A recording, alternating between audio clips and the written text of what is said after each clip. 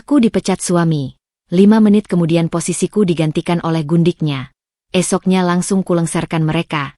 Mereka tak tahu kalau keluargaku pemegang saham terbesar perusahaan itu. Butiran debu berjatuhan dari balik tirai filter cahaya matahari sore di ruangan itu. Tapi di mataku, seolah-olah seluruh langit-langit bergemuruh runtuh, menimpa pundakku yang tiba-tiba terasa ringkih. Aku, Dinda, duduk di hadapan meja kerja yang sangat akrab. Meja mahoni itu kupilih sendiri 5 tahun lalu, ketika Mas Jordi baru saja dipercaya memimpin divisi ini oleh ayahnya. Kamu yang pilih, Dinda. Selera kamu lebih baik, katanya dulu, menatapku penuh keyakinan. Sekarang, tatapan itu sudah pudar, diganti oleh sesuatu yang dingin dan asing, seperti kaca jendela yang berembun. Kinerjamu menurun drastis dalam beberapa kuartal terakhir, Dinda, ucap Jordi, suaranya datar, terukur, seolah sedang membaca laporan keuangan yang tak ada hubungannya dengan kami.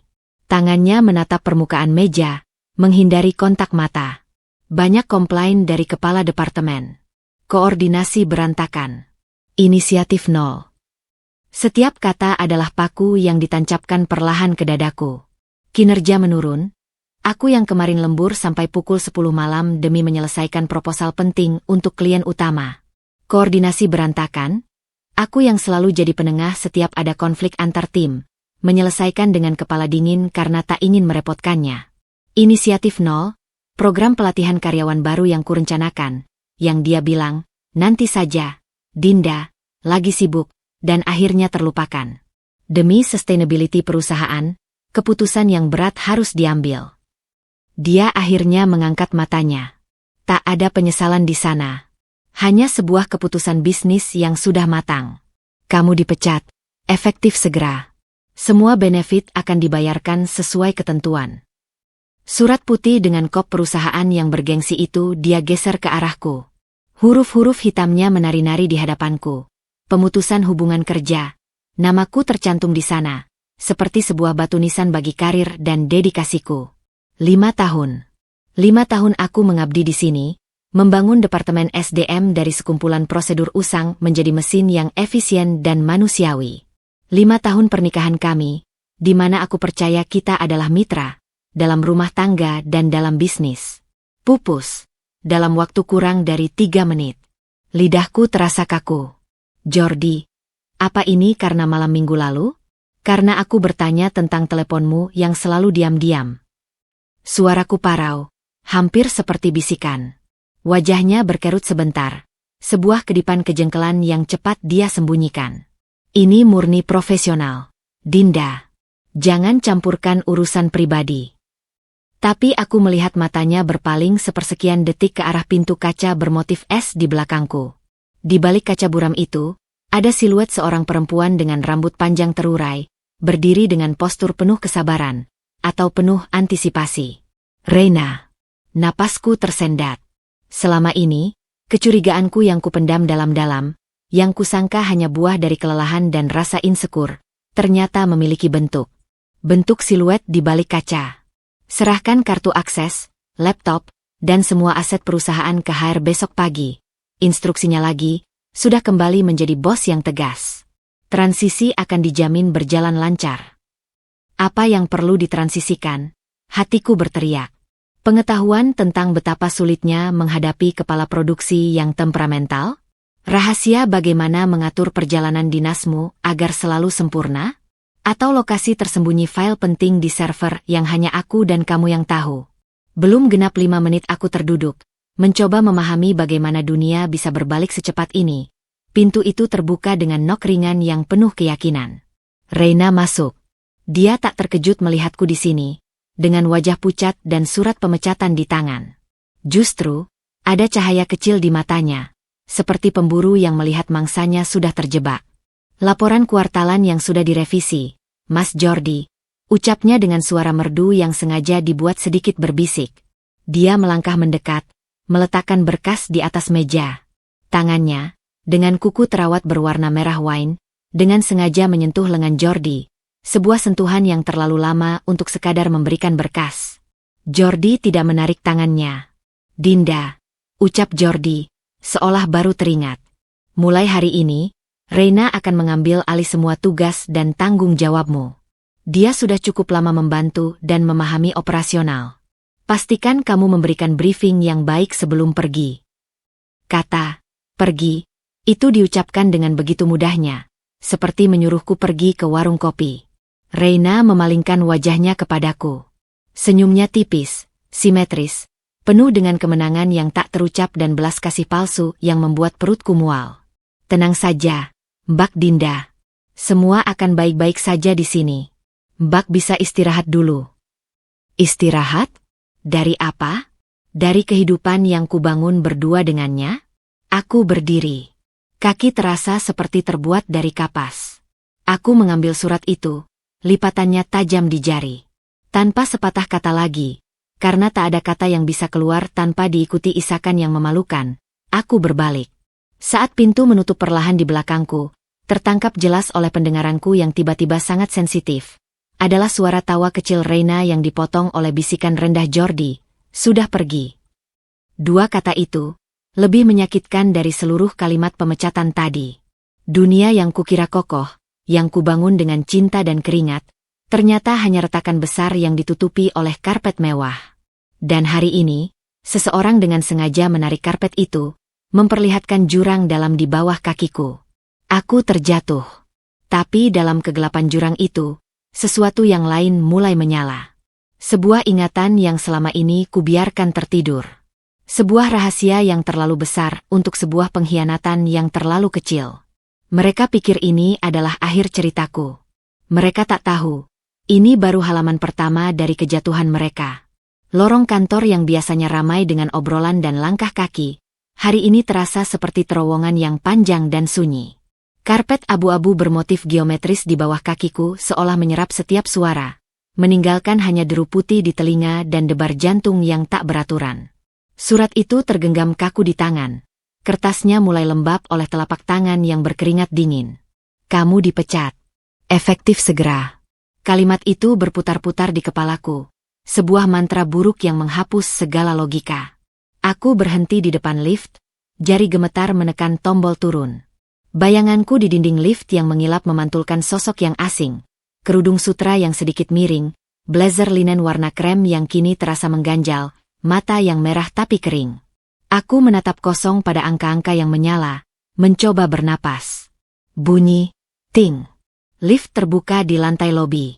Tapi kakiku tak bergerak. Sebuah kekuatan lain, lebih dalam dari rasa malu, lebih panas dari keputusasaan, menahanku. Tidak, aku tak bisa pergi seperti ini. Seperti pencuri yang diusir di malam hari. Ada hal-hal di mejaku. Foto pernikahan kami dalam bingkai perak kecil, tanaman sukulen pemberian Olivia dari tim marketing saat aku sakit, notes kenangan berisi coretan ide-ide program karyawan. Itu milikku, bukan milik perusahaan. Dengan tekad yang mendidih tapi rapuh, aku menekan tombol lantai kantorku lagi. Lift naik perlahan, seolah enggan mengantarku kembali ke medan lara. Saat pintu terbuka, lorong sudah tak lagi sunyi. Dari balik dinding kaca ruang rapat kecil di dekat ruang Jordi, terdengar suara Reina yang jelas, tertawa terbahak-bahak, suara tawa yang selama ini selalu. Dia moderasi menjadi cekikikan anggun di hadapanku. Aku membeku. Dari sudut pandangku, aku bisa melihat sebagian ruangan. Reina sudah duduk di kursiku, di belakang meja kerja bagian kepala departemen yang langsung berhadapan dengan ruang direksi Jordi. Dia memutar-mutar kursi ergonomis hitam itu, seolah mencoba kenyamanannya, sementara Jordi bersandar di pinggir meja, menghadapnya, dengan senyum yang pernah sangat aku kenal, senyum puas, senyum penerimaan. Rasanya cukup nyaman juga. Ya, Mas, kudengar Reina berkata, suaranya manis seperti sirup.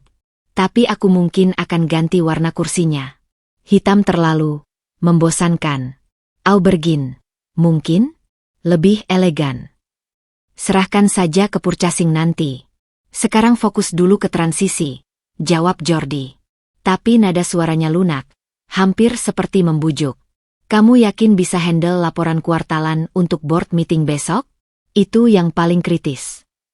Ah, Mas Jordan meremehkan aku, jawab Reina dengan pura-pura mendongkol. Dia berdiri, berjalan mendekati Jordi. Tangannya, lagi-lagi, dengan fasih merapikan kerah jas Jordi yang sebenarnya sudah rapi. Gerakan itu intim, penuh kepemilikan.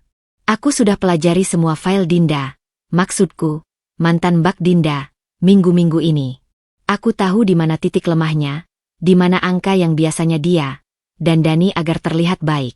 Aku punya koneksi di finance yang bisa bantu kita perbaiki semuanya. Justru, dengan perubahan kepemimpinan ini, kita bisa tunjukkan peningkatan yang signifikan. Mendengar namaku disebut begitu, dengan tambahan, mantan, yang seperti menepikan debu, dadaku sesak. Minggu-minggu ini, jadi, persiapan ini sudah berlangsung lama. Aku hanya boneka yang tak sadar bahwa tali temalinya sudah dipotong satu persatu. Jordi mengangguk, tampak puas. Bagus. Itulah yang kuharapkan. Kamu lebih ambisius. Dia akhir-akhir ini terlalu banyak hati, terlalu banyak pertimbangan yang tidak perlu tentang kesejahteraan karyawan. Ucapannya yang terakhir diiringi tanda kutip di udara. Sebuah ejekan halus terhadap nilai-nilai yang selama ini kuperjuangkan di departemen ini. Ya, karena Mbak Dinda kan memang idealis, sahut Reina, dan aku bisa mendengar senyum di suaranya tanpa perlu melihatnya. Tapi bisnis bukan tempat untuk idealis, kan, Mas? Bisnis tempat untuk menang. Dan kita akan menang. Kata, kita, itu terucap begitu natural, menyatukan mereka dalam satu front. Aku, yang selama 5 tahun adalah, kita-nya Jordi, kini terlempar keluar sebagai, dia, sebagai, mantan. Aku tak kuat lagi. Aku berbalik, ingin menyelinap ke mejaku di ujung lorong dan mengambil barang-barangku dengan diam-diam. Tapi langkahku terhuyung, menyenggol sebuah pot tanaman hias kecil di meja konsultan di dekatku. Pot itu terjatuh dengan suara, blup, yang keras di karpet, tanahnya tumpah. Suara tawa di ruangan itu terhenti. Pintu ruangan terbuka. Jordi dan Reina berdiri di sana, melihatku sedang berjongkok memungut pot dengan tangan gemetar. Ekspresi Jordi berubah dari terkejut menjadi kesal. Reina, di belakangnya, hanya mengangkat satu alis, dengan pandangan yang campur aduk antara kesempatian pura-pura dan kemenangan yang tak tersembunyi lagi. Kamu masih di sini, Dinda? Tanya Jordi, suaranya datar. Aku cuma mau ambil barang-barang pribadiku. Jawabku, berusaha keras agar suaraku tidak bergetar. Aku berdiri, tanah masih menempel di jari. Kamu bisa minta security atau office boy yang ambilkan nanti, ucap Jordi, seperti berbicara pada pengunjung yang tak diundang. Tidak perlu kembali dan mengganggu aktivitas. Mengganggu? Bisikku. Rasanya mau tertawa getir. Ini masih mejaku, Jordi. Hingga hari ini, jam ini. Sudah bukan mejamu lagi, koreksi Reina dengan lembut, melangkah maju. Dia sekarang berdiri sejajar dengan Jordi, sebuah pasukan baru. Semua aset di area kerja ini adalah milik perusahaan, termasuk meja dan isinya. Untuk barang pribadi, kami akan mengumpulkan dan mengirimkannya ke alamatmu. Untuk menghindari kesalahpahaman. Dia menekankan kata kesalahpahaman. Matanya yang tajam seolah menuduhku akan mengambil data perusahaan, akan membuat keributan. Aku melihat ke Jordi, mencari sisa-sisa kekasih, suami, partner yang dulu. Yang kutemui hanyalah seorang direktur yang ingin masalah ini selesai dengan cepat dan rapi. Dengarkan Reina, Dinda. Prosedurnya begitu. Sekarang, silakan serahkan kartu aksesmu dan keluar dengan tertib. Jangan mempermalukan dirimu sendiri. Mempermalukan diriku sendiri, kalimat terakhir itu adalah cambuk. Dengan gerakan yang tiba-tiba, aku merogoh tas, mencabut kartu akses yang tergantung di lanyard dengan foto ID-ku yang tersenyum polos. Aku menatap foto itu sebentar, lalu meletakkannya di meja konsultan yang kotor tanah tadi. Aku tak mau memberikannya langsung ke mereka. Kemudian, tanpa sepatah kata lagi, aku berbalik. Kali ini, langkahku lebih pasti. Rasa sakit dan malu itu masih ada, tapi telah dibakar oleh api kemarahan yang baru saja disulut oleh pemandangan tadi, oleh kata-kata tadi. Di telingaku, saat aku kembali menuju lift, tertangkap percakapan terakhir mereka sebelum pintu ruangan tertutup. Jadi, untuk posisi itu, aku bisa mulai wawancara internal minggu depan. Ya, Mas, suara Reina. Lakukan saja. Kamu yang pegang kendali sekarang. Terima kasih atas kepercayaannya. Aku tidak akan mengecewakan. Sudah kubilang, kamu berbeda. Kamu mengerti apa yang aku butuhkan. Kamu mengerti apa yang aku butuhkan.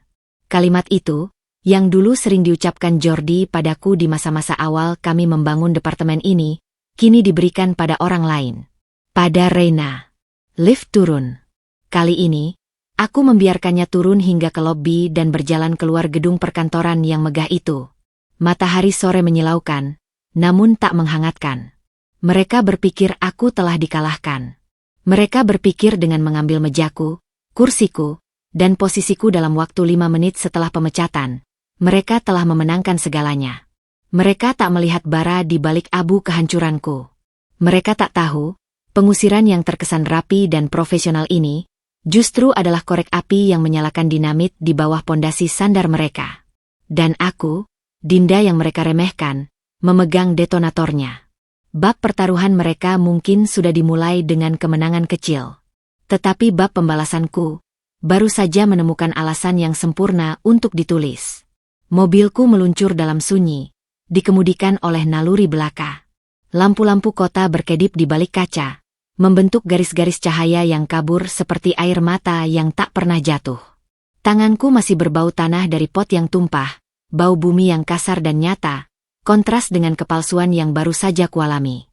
Rumah, sebuah townhouse minimalis 3 lantai di kawasan elit yang dulu kami pilih bersama karena privasi dan kebun atapnya, menyambutku dengan kegelapan yang pekat. Aku membuka pintu, dan keheningan langsung menyergap. Biasanya, Jordi sudah pulang lebih dulu atau akan menelepon jika terlambat.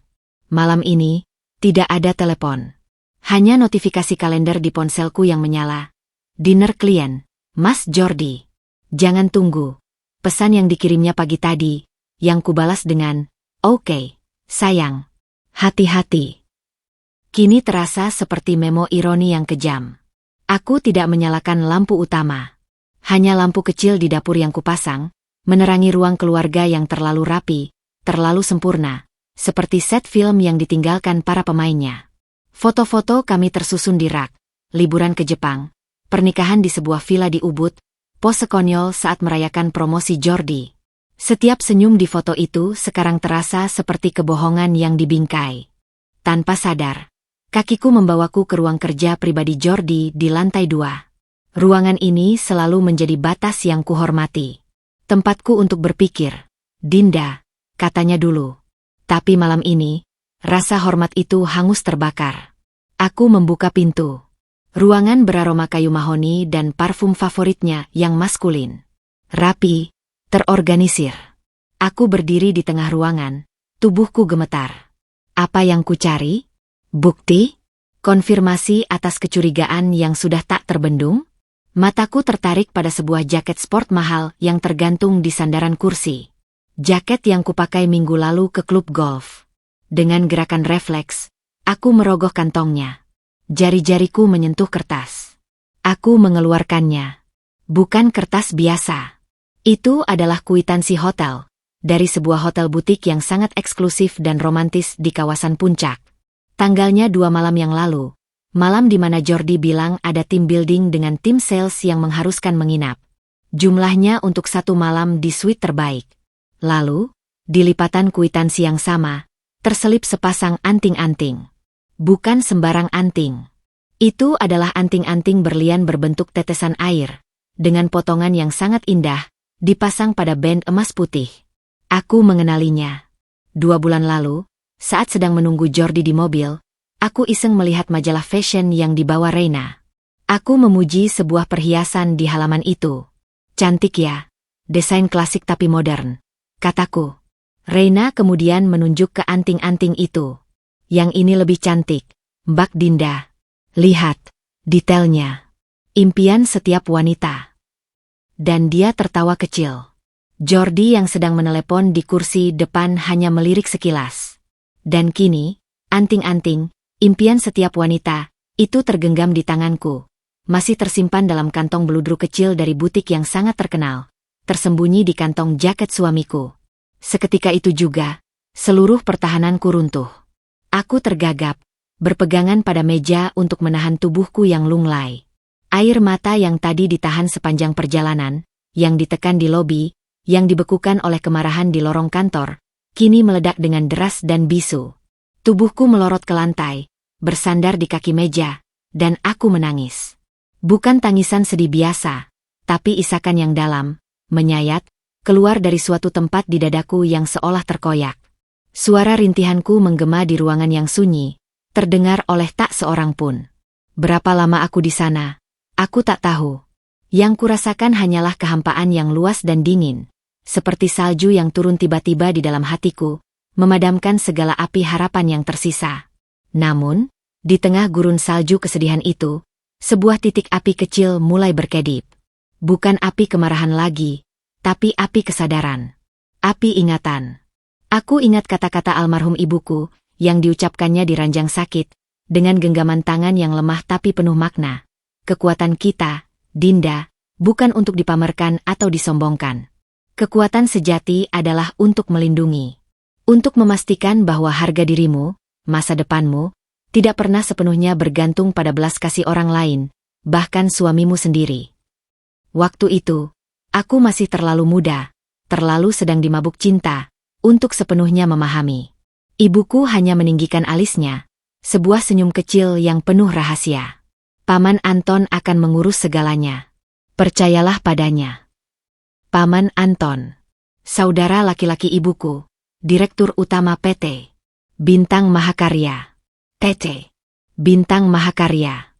Induk perusahaan dari PT Karya Nusantara, tempat Jordi menjadi direktur dan aku bekerja. Selama ini, aku hanya tahu bahwa keluarganya cukup berada. Ayahku seorang pengusaha. Tapi ibuku berasal dari keluarga yang jauh lebih besar. Dan sebagai anak tunggal ibuku, seluruh warisannya, termasuk sebuah trust fund yang isinya bukan uang tunai, melainkan 51 saham PT Bintang Mahakarya, dipegang atas namaku. Saham itu dikelola oleh Paman Anton, dengan perjanjian bahwa aku bisa mengambil kendali penuh dalam situasi tertentu, atau ketika aku merasa siap. Aku belum pernah merasa siap. Aku terlalu sibuk mendukung impian Jordi, membangun karir di perusahaannya, menjadi istri yang mendukung di balik layar. Aku memilih menjadi Dinda biasa, istri seorang direktur yang bekerja keras, karena cinta. Karena ingin kesederhanaan yang jujur. Karena tidak ingin hubungan kami dinodai oleh dinamika kuasa yang tidak seimbang. Kebodohan. Itulah kata yang sekarang terngiang. Kenaifan yang luar biasa. Aku membayangkan wajah Jordi saat mengucapkan kata, dipecat. Bayangkan wajah Reina yang penuh kemenangan. Mereka memandangku dari atas, dari singgasana jabatan dan perselingkuhan mereka. Mereka mengira aku tidak punya apa-apa lagi. Mereka mengira aku hanya seorang istri dan pegawai yang bisa mereka buang begitu saja. Mereka tidak pernah bertanya lebih dalam tentang keluargaku. Jordi hanya puas mengetahui bahwa ayahku, pengusaha sukses. Dia tidak pernah tertarik untuk bertemu Paman Anton, menganggapnya sekadar keluarga jauh. Kesombongannya, keangkuhannya yang membuatnya merasa sebagai self-made man, telah membutakannya dari kebenaran yang sangat penting. Salju di hatiku mulai mencair, digantikan oleh aliran baja yang dingin dan tegas. Air mataku sudah kering. Aku berdiri, tubuhku masih lemas tapi tekadku telah membatu. Aku mengeluarkan ponselku. Jari-jariku yang dingin membuka aplikasi kontak, menggulir ke huruf A. Anton, Paman. Aku menatap nama itu. Cahaya dari layar ponsel menerangi wajahku yang pasti sudah bengkak dan coreng-moreng. Waktu di sudut layar menunjukkan pukul 3.47. Ini bukan waktunya untuk menangis lagi. Ini waktunya untuk bertindak. Mereka memberi aku malam yang penuh dengan api pengkhianatan dan salju keputusasaan. Besok, aku akan kembalikan pada mereka badai yang akan melenyapkan segala yang mereka bangun dengan kecurangan. Mereka pikir mereka telah memenangkan permainan. Mereka bahkan tidak tahu bahwa mereka sedang bermain di meja yang salah, dengan aturan yang mereka sendiri tidak pahami. Dan aku, Dinda yang mereka pikir sudah kalah, baru saja menemukan chip taruhan terkuat di telapak tanganku. Dengan napas dalam, aku menekan tombol telepon di samping nama Paman Anton. Telepon itu berdering. Sekali, 2 kali, di kegelapan dini hari.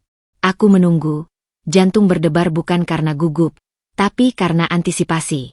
Permainannya baru saja berubah. Dan giliranku untuk bermain telah tiba.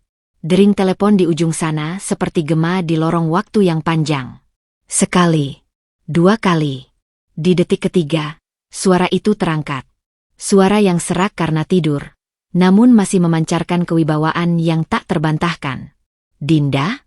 Sayang, ada apa? Jam segini. Suara Paman Anton tegas, langsung ke inti, tanpa basa-basi. Kekhawatiran yang tertahan terdengar jelas. Paman, suaraku pecah, lebih parau dari yang kukira. Tapi aku menelan ludah, memaksa diri untuk fokus. Paman, aku butuh bantuan. Sekarang.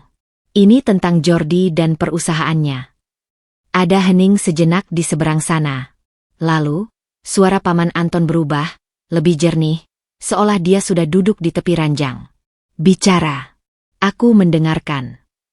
Kata-kataku meluncur deras, seperti bendungan yang jebol.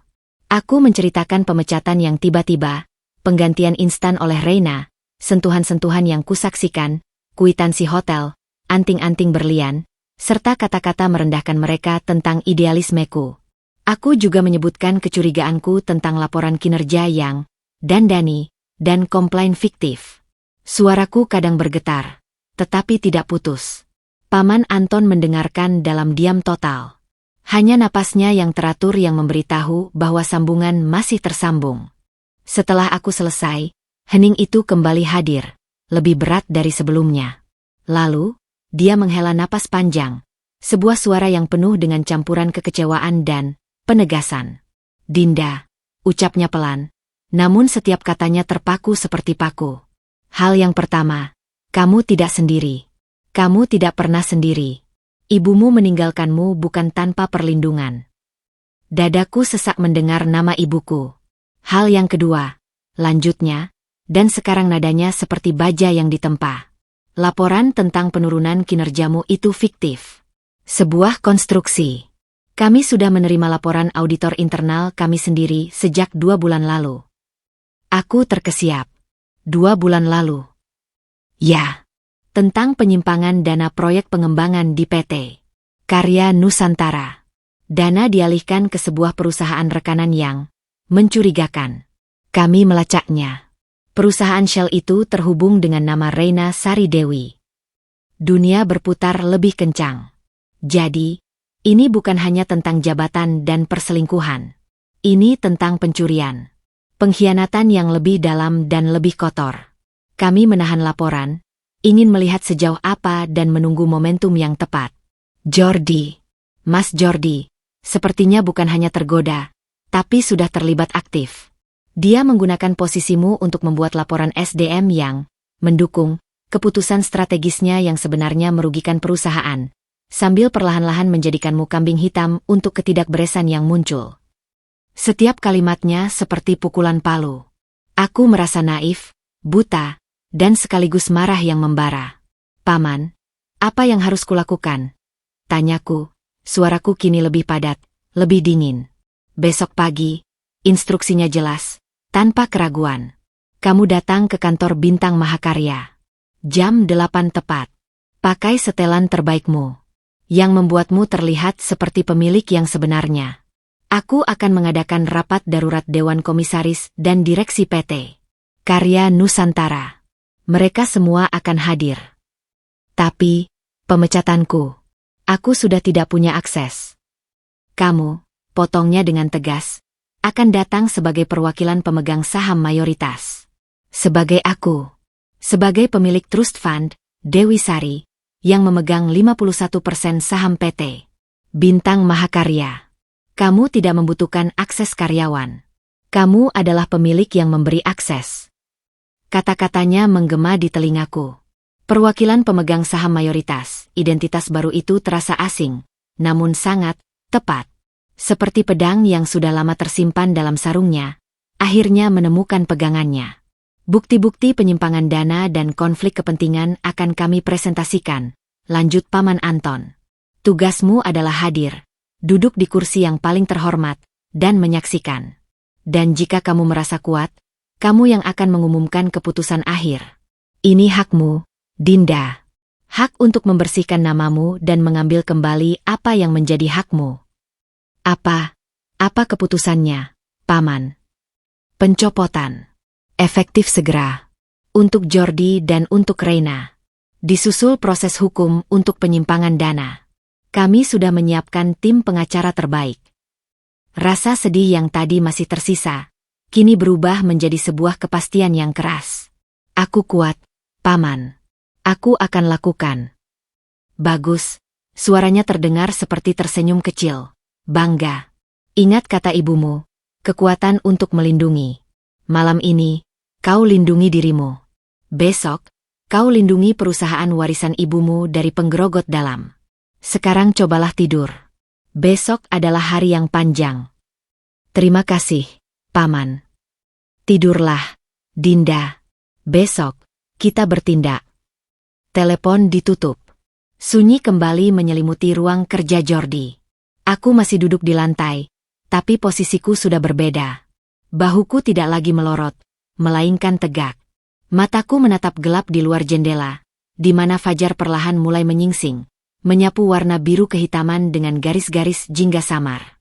Mereka, Jordi dan Reina, pasti sedang tertidur nyenyak malam ini. Jordi mungkin di hotel atau apartemennya yang lain, merasa telah menyelesaikan masalah dengan elegan. Reina pasti berbaring dengan senyum puas, memimpikan kursi, jabatan, dan pria yang baru saja direbutnya. Mereka bermimpi tentang kemenangan. Aku menatap fajar yang merekah. Mereka tidak tahu bahwa saat matahari terbit nanti, bukan hari baru yang akan menyambut mereka, tapi pengadilan. Dan aku, yang mereka kira hanya seorang istri yang dipecat, akan duduk di kursi hakim. Telepon di tengah malam ini bukanlah panggilan minta tolong seorang keponakan yang putus asa. Itu adalah panggilan untuk memulai operasi. Dan operasinya dimulai besok pagi. Aku berdiri, meninggalkan ruang kerja Jordi, meninggalkan anting-anting dan kwitansi di lantai. Biarlah itu menjadi puing-puing dari kehidupan lamaku. Aku berjalan ke kamarku, bukan untuk menangis, tapi untuk mempersiapkan seragam perang besok. Sebuah setelan jas hitam dengan potongan sempurna yang belum pernah kupakai ke kantor, sepatu hak tinggi yang mengeluarkan suara tegas, dan wajah yang akan kusapukan dengan foundation tebal untuk menyembunyikan jejak air mata, tapi tidak untuk menyembunyikan ketegasan di mataku. Telepon penentu telah dilakukan. Roda takdir sudah berputar ke arah yang tak mereka sangka. Besok, di ruang rapat yang megah, mereka akan belajar pelajaran terberat dalam hidup mereka. Bahwa kamu tidak pernah meremehkan seorang wanita yang sudah tidak ada lagi yang bisa ia kehilangan. Karena justru saat itulah, ia memiliki segalanya untuk direbut kembali. Pukul 7.30. Mobil sedan hitam yang dikirimkan Paman Anton sudah menunggu di depan rumah. Sopirnya, seorang bapak berambut perak dengan seragam lengkap, membukakan pintu dengan anggukan hormat. Selamat pagi, Ibu Dinda. Ibu Dinda. Panggilan itu terasa baru, tegas, berwibawa. Aku mengangguk balik, masuk ke dalam interior yang sepi dan harum. Tanganku memegang erat tas kulit berisi dokumen-dokumen yang Paman Anton kirimkan via kurir jam 6 pagi. Laporan audit ringkas, struktur kepemilikan saham, dan draft pernyataan pencopotan. Beratnya nyata, bukan hanya secara fisik. Perjalanan menuju gedung Bintang Mahakarya terasa seperti prosesi. Aku menatap kota yang baru saja terbangun, namun hatiku telah berada di medan perang. Jas hitam yang kupakai, potongan single breasted dengan siluet tajam dari merek yang selama ini hanya tersimpan di lemari, terasa seperti zirah. Setiap jahitannya memberiku keberanian. Bibirku yang dibalut lipstik merah tua, Shade, Victory Red, pemberian seorang sahabat yang tak pernah kupakai, terasa seperti tanda perang. Gedung Bintang Mahakarya menjulang lebih tinggi, lebih megah daripada kantor PT Karya Nusantara. Lobinya seperti sebuah katedral modern, dengan langit-langit yang menghilang dan seni instalasi besar di tengahnya. Petugas keamanan di pintu putar langsung memberi salam hormat, seolah mereka sudah menungguku. Selamat pagi, Ibu. Ruang rapat utama di lantai 40 sudah siap. Lift ekspresi membawaku naik tanpa henti. Di dalam kaca lift yang memantulkan bayanganku, aku melihat sosok yang hampir tak kukenali, Raut wajah yang tenang namun berisi badai yang tertahan, tatapan lurus yang tidak lagi mencari persetujuan, bahu yang tegap menopang beban yang siap dilimpahkan. Ting! Pintu terbuka ke sebuah lorong yang sunyi dan lapang, bermuara pada pintu kayu besar berukiran. Di depannya, Paman Anton sudah menunggu. Dia mengenakan setelan abu-abu, wajahnya seperti patung yang bijak dan tak tergoyahkan. Matanya menyapu penampilanku, dan sebuah anggukan singkat, penuh persetujuan, melintas. "Sudah siap?" tanyanya, suara rendah. "Lebih dari siap, Paman." Dia sudah ada di dalam, dengan asisten barunya. Nada Paman Anton saat menyebut kata asisten itu penuh makna. Aku menarik napas panjang, mengisi paru-paru dengan udara dingin ber-AC yang beraroma kayu dan kebesaran. "Kita masuk." Dua staf membuka daun pintu rapat lebar-lebar. Suara obrolan rendah dan gelas keramik berdentang langsung terhenti. Ruang rapat utama adalah ruang kekuasaan sejati. Meja boardroom kayu gelap sepanjang 10 meter, dikelilingi kursi kulit hitam. Dinding kaca dari lantai ke langit-langit memperlihatkan pemandangan kota yang mulai hiruk-pikuk. Namun, semua kemegahan itu memudar saat mataku langsung tertuju pada dua sosok di sisi jauh meja. Mas Jordi dan Reina. Mereka duduk berdampingan, dekat sekali. Jordi dengan kemeja lengan panjang putih dan dasari sutra biru, tampak percaya diri, memegang remote presentasi. Reina duduk di kursi yang biasanya untuk sekretaris direksi, mengenakan blazer warna aubergine, warna yang dia sebutkan kemarin, dengan blus dalam yang terlalu terbuka untuk suasana rapat dewan. Wajahnya berseri, penuh dengan semangat pagi dan antisipasi. Mereka sedang membahas sesuatu di sebuah tablet, senyum puas samar di bibir mereka. Senyum itu membeku, retak, lalu lurus seketika ketika mereka mengangkat kepala dan melihat kami masuk. Ekspresi Jordi adalah sebuah studi tentang keterkejutan yang berubah menjadi kebingungan, lalu kecemasan yang berusaha ditutupi. Matanya membelalak melihatku, lalu beralih ke Paman Anton, lalu kembali padaku. Seolah otaknya tak bisa memproses kepingan-kepingan informasi ini. "Dinda. Di sini. Dengan Direktur Utama Bintang Mahakarya. Memakai jas seperti itu." Reina lebih transparan. Wajahnya yang tadi cerah langsung pucat. Bibirnya yang tersenyum sedikit terbuka. Matanya, penuh dengan kemenangan semalam, kini berkedip-kedip cepat, memandang dari Jordi ke aku, mencoba memahami ancaman apa yang kami wakili. "Selamat pagi," sapa Paman Anton dengan suara yang mengisi ruangan, berjalan mantap ke ujung meja. Aku mengikutinya, langkahku stabil, bunyi sepatu haku klik-klok berirama tegas di lantai marmer. Suara itu seperti detak jam yang menghitung mundur. "Maaf, Pak Anton, kami tidak diberitahu akan ada tamu tambahan." Jordi mencoba berdiri, suaranya sedikit lebih tinggi dari biasanya. "Bukan tamu, Jordi," potong Paman Anton, tak bersedia duduk. Dia berdiri di samping kursi Direktur Utama, kursi yang selama ini didudukinya, tetapi pagi ini, dengan gerakan tangan yang halus, dia menyuruh aku untuk duduk di sana. Semua napas di ruangan itu tertahan. Anggota dewan lainnya, 4 orang yang sudah duduk, memperhatikan dengan penuh perhatian. Beberapa tampak sudah tahu, beberapa hanya penasaran. Aku duduk. Kulit kursi yang dingin terasa seperti tahta. Aku meletakkan tas di atas meja, tak memecahkan kontak mata dengan Jordi, yang sekarang berdiri kaku, wajahnya mulai memerah. Ini tidak pantas," desis Jordi, matanya melotot ke arahku. "Dinda, apa maksudmu? Ini ruang rapat dewan. Kamu bahkan bukan karyawan lagi." "Justru karena Ibu Dinda bukan lagi karyawan PT Karya Nusantara, dia hadir di sini dalam kapasitas yang lain," ujar Paman Anton, kini duduk di sebelah kananku. Suaranya seperti guntur yang masih jauh. Sebagai perwakilan resmi dari Trust Fund Dewi Sari, pemegang 51% saham PT Bintang Mahakarya, yang merupakan induk perusahaan dari PT Karya Nusantara tempat Anda menjabat. Dentuman. Bukan suara nyata, tapi efeknya terasa seperti gempa di ruangan itu. Wajah Jordi benar-benar kehilangan warna. Dia terhuyung mundur, tangannya berpegangan pada sandaran kursi. Mulutnya terbuka sedikit, mencoba menelan, mencoba mencari kata. Matanya melihatku dengan pandangan baru, bukan lagi mantan istri atau mantan pegawai, tetapi sebuah kekuatan, sebuah entitas yang selama ini tak terlihat namun ternyata menguasai segalanya. Reina mendesah kecil, tangannya menutup mulut. Dia melihat ke Jordi, seolah menuntut penjelasan, tapi Jordi bahkan tak bisa melihatnya. Dunianya runtuh di depan matanya. Apa yang? Jordi gagap. Kami mengadakan rapat dadakan. Aku yang akhirnya berbicara. Suaraku, syukurlah, keluar dengan jernih dan dingin, memotong udara yang menggumpal. Untuk membahas beberapa temuan yang sangat serius terkait kepemimpinan dan keuangan di PT Karya Nusantara. Aku membuka tas, mengeluarkan satu berkas, dan meletakkannya di depan Jordi. Laporan audit internal Bintang Mahakarya menunjukkan pengalihan dana proyek pengembangan senilai 3 miliar ke PT Mitra Sinergi Abadi, sebuah perusahaan Shell yang ternyata dikendalikan oleh.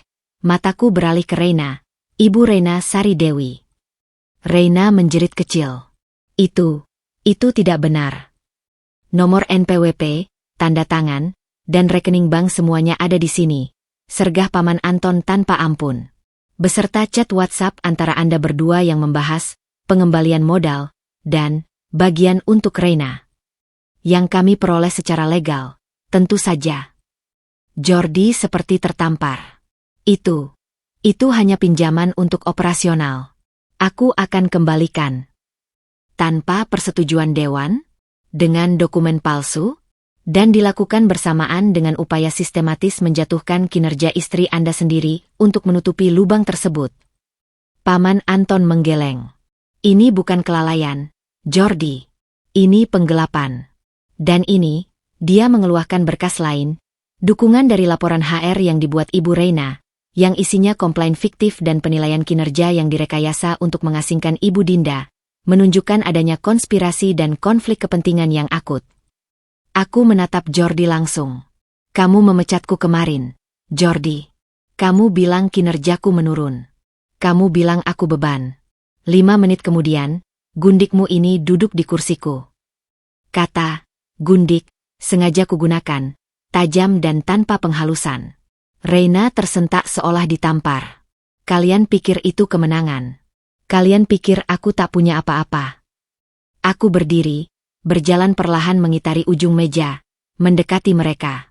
Setiap langkahku adalah tekanan. Kalian tak pernah bertanya tentang keluargaku, Jordi. Tak pernah tertarik. Karena kalian sibuk dengan urusan sendiri. Kalian sibuk merencanakan bagaimana merebut jabatan, menguras perusahaan, dan membuang istri yang sudah tak berguna. Aku berhenti tepat di depan Jordi. Dia tak bisa menatap mataku. Kalian tak tahu, bisikku, namun terdengar oleh semua orang di ruangan yang senyap itu, kalau keluargaku adalah pemegang saham terbesar perusahaan ini. Kalian tak tahu, bahwa keputusan kalian kemarin bukanlah akhir bagiku. Itu adalah awal bagi kalian. Aku berbalik, kembali ke kursiku. Berdasarkan temuan ini, dan dengan kuasa sebagai perwakilan pemegang saham mayoritas, saya mendukung keputusan dewan. Aku menatap setiap anggota dewan satu persatu, lalu akhirnya kembali ke Jordi dan Reina. Effective immediately, Saudara Jordan Wirawan dicopot dari jabatan Direktur Utama PT Karya Nusantara.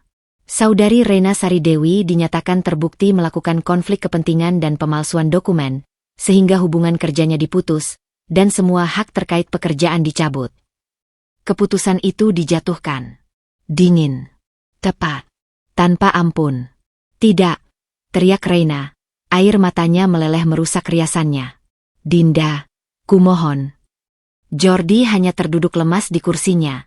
Wajahnya hancur. Semua topeng, semua keangkuhan, menguap. Yang tersisa adalah seorang pria yang baru saja kehilangan segalanya. Jabatan, reputasi, dan, meski dia sudah hianat, istri yang ternyata adalah pemilik tahtanya. Security akan mengawal kalian untuk mengosongkan meja dan meninggalkan gedung dalam waktu 1 jam. Ucap Paman Anton, menutup rapat. Semua akse digital dan fisik telah dinonaktifkan. Proses hukum untuk penggelapan dana akan menyusul. Pembalasan itu telah dijalankan.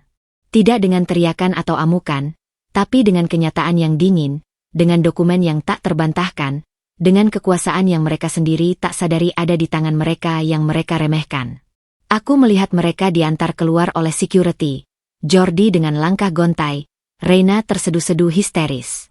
Mereka tak lagi melihat ke arahku. Ruang rapat kembali sunyi. Anggota dewan mulai berbicara rendah, beberapa mendekatiku untuk menyampaikan dukungan. Tapi di dalam diriku, ada sebuah keheningan yang baru. Bukan kemenangan yang mendebarkan, melainkan sebuah kepastian yang tenang.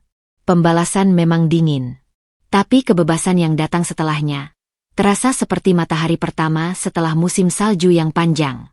Dan musim salju itu, akhirnya, telah berakhir. Sunyi di ruang rapat utama hanya bertahan sejenak, sebelum dipecah oleh bisikan-bisikan rendah para anggota dewan dan suara gesekan kursi. Namun, bagiku, semua itu seperti suara latar yang sayup.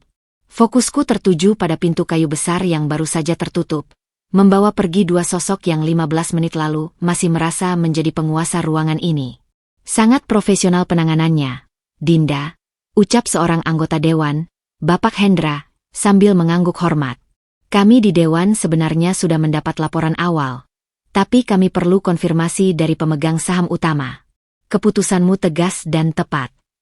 Terima kasih, Pak Hendra. Jawabku, suaraku masih terukur. Di dalam, ada sesuatu yang bergetar, campuran adrenalin, kelegaan, dan sisa-sisa amarah yang belum sepenuhnya reda. Sekarang, prioritas kita adalah stabilitas operasional di PT Karya Nusantara. Saya usulkan Paman Anton sebagai pelaksana tugas Direktur Utama sementara, sampai kita temukan pengganti yang tepat. Paman Anton mengangguk, matanya yang tajam memandangku penuh kebanggaan yang tak terucap. Rapat berlanjut dengan agenda darurat, penunjukan tim audit independen, peninjauan ulang semua proyek yang melibatkan PT Mitra Sinergi Abadi, dan langkah komunikasi ke seluruh karyawan.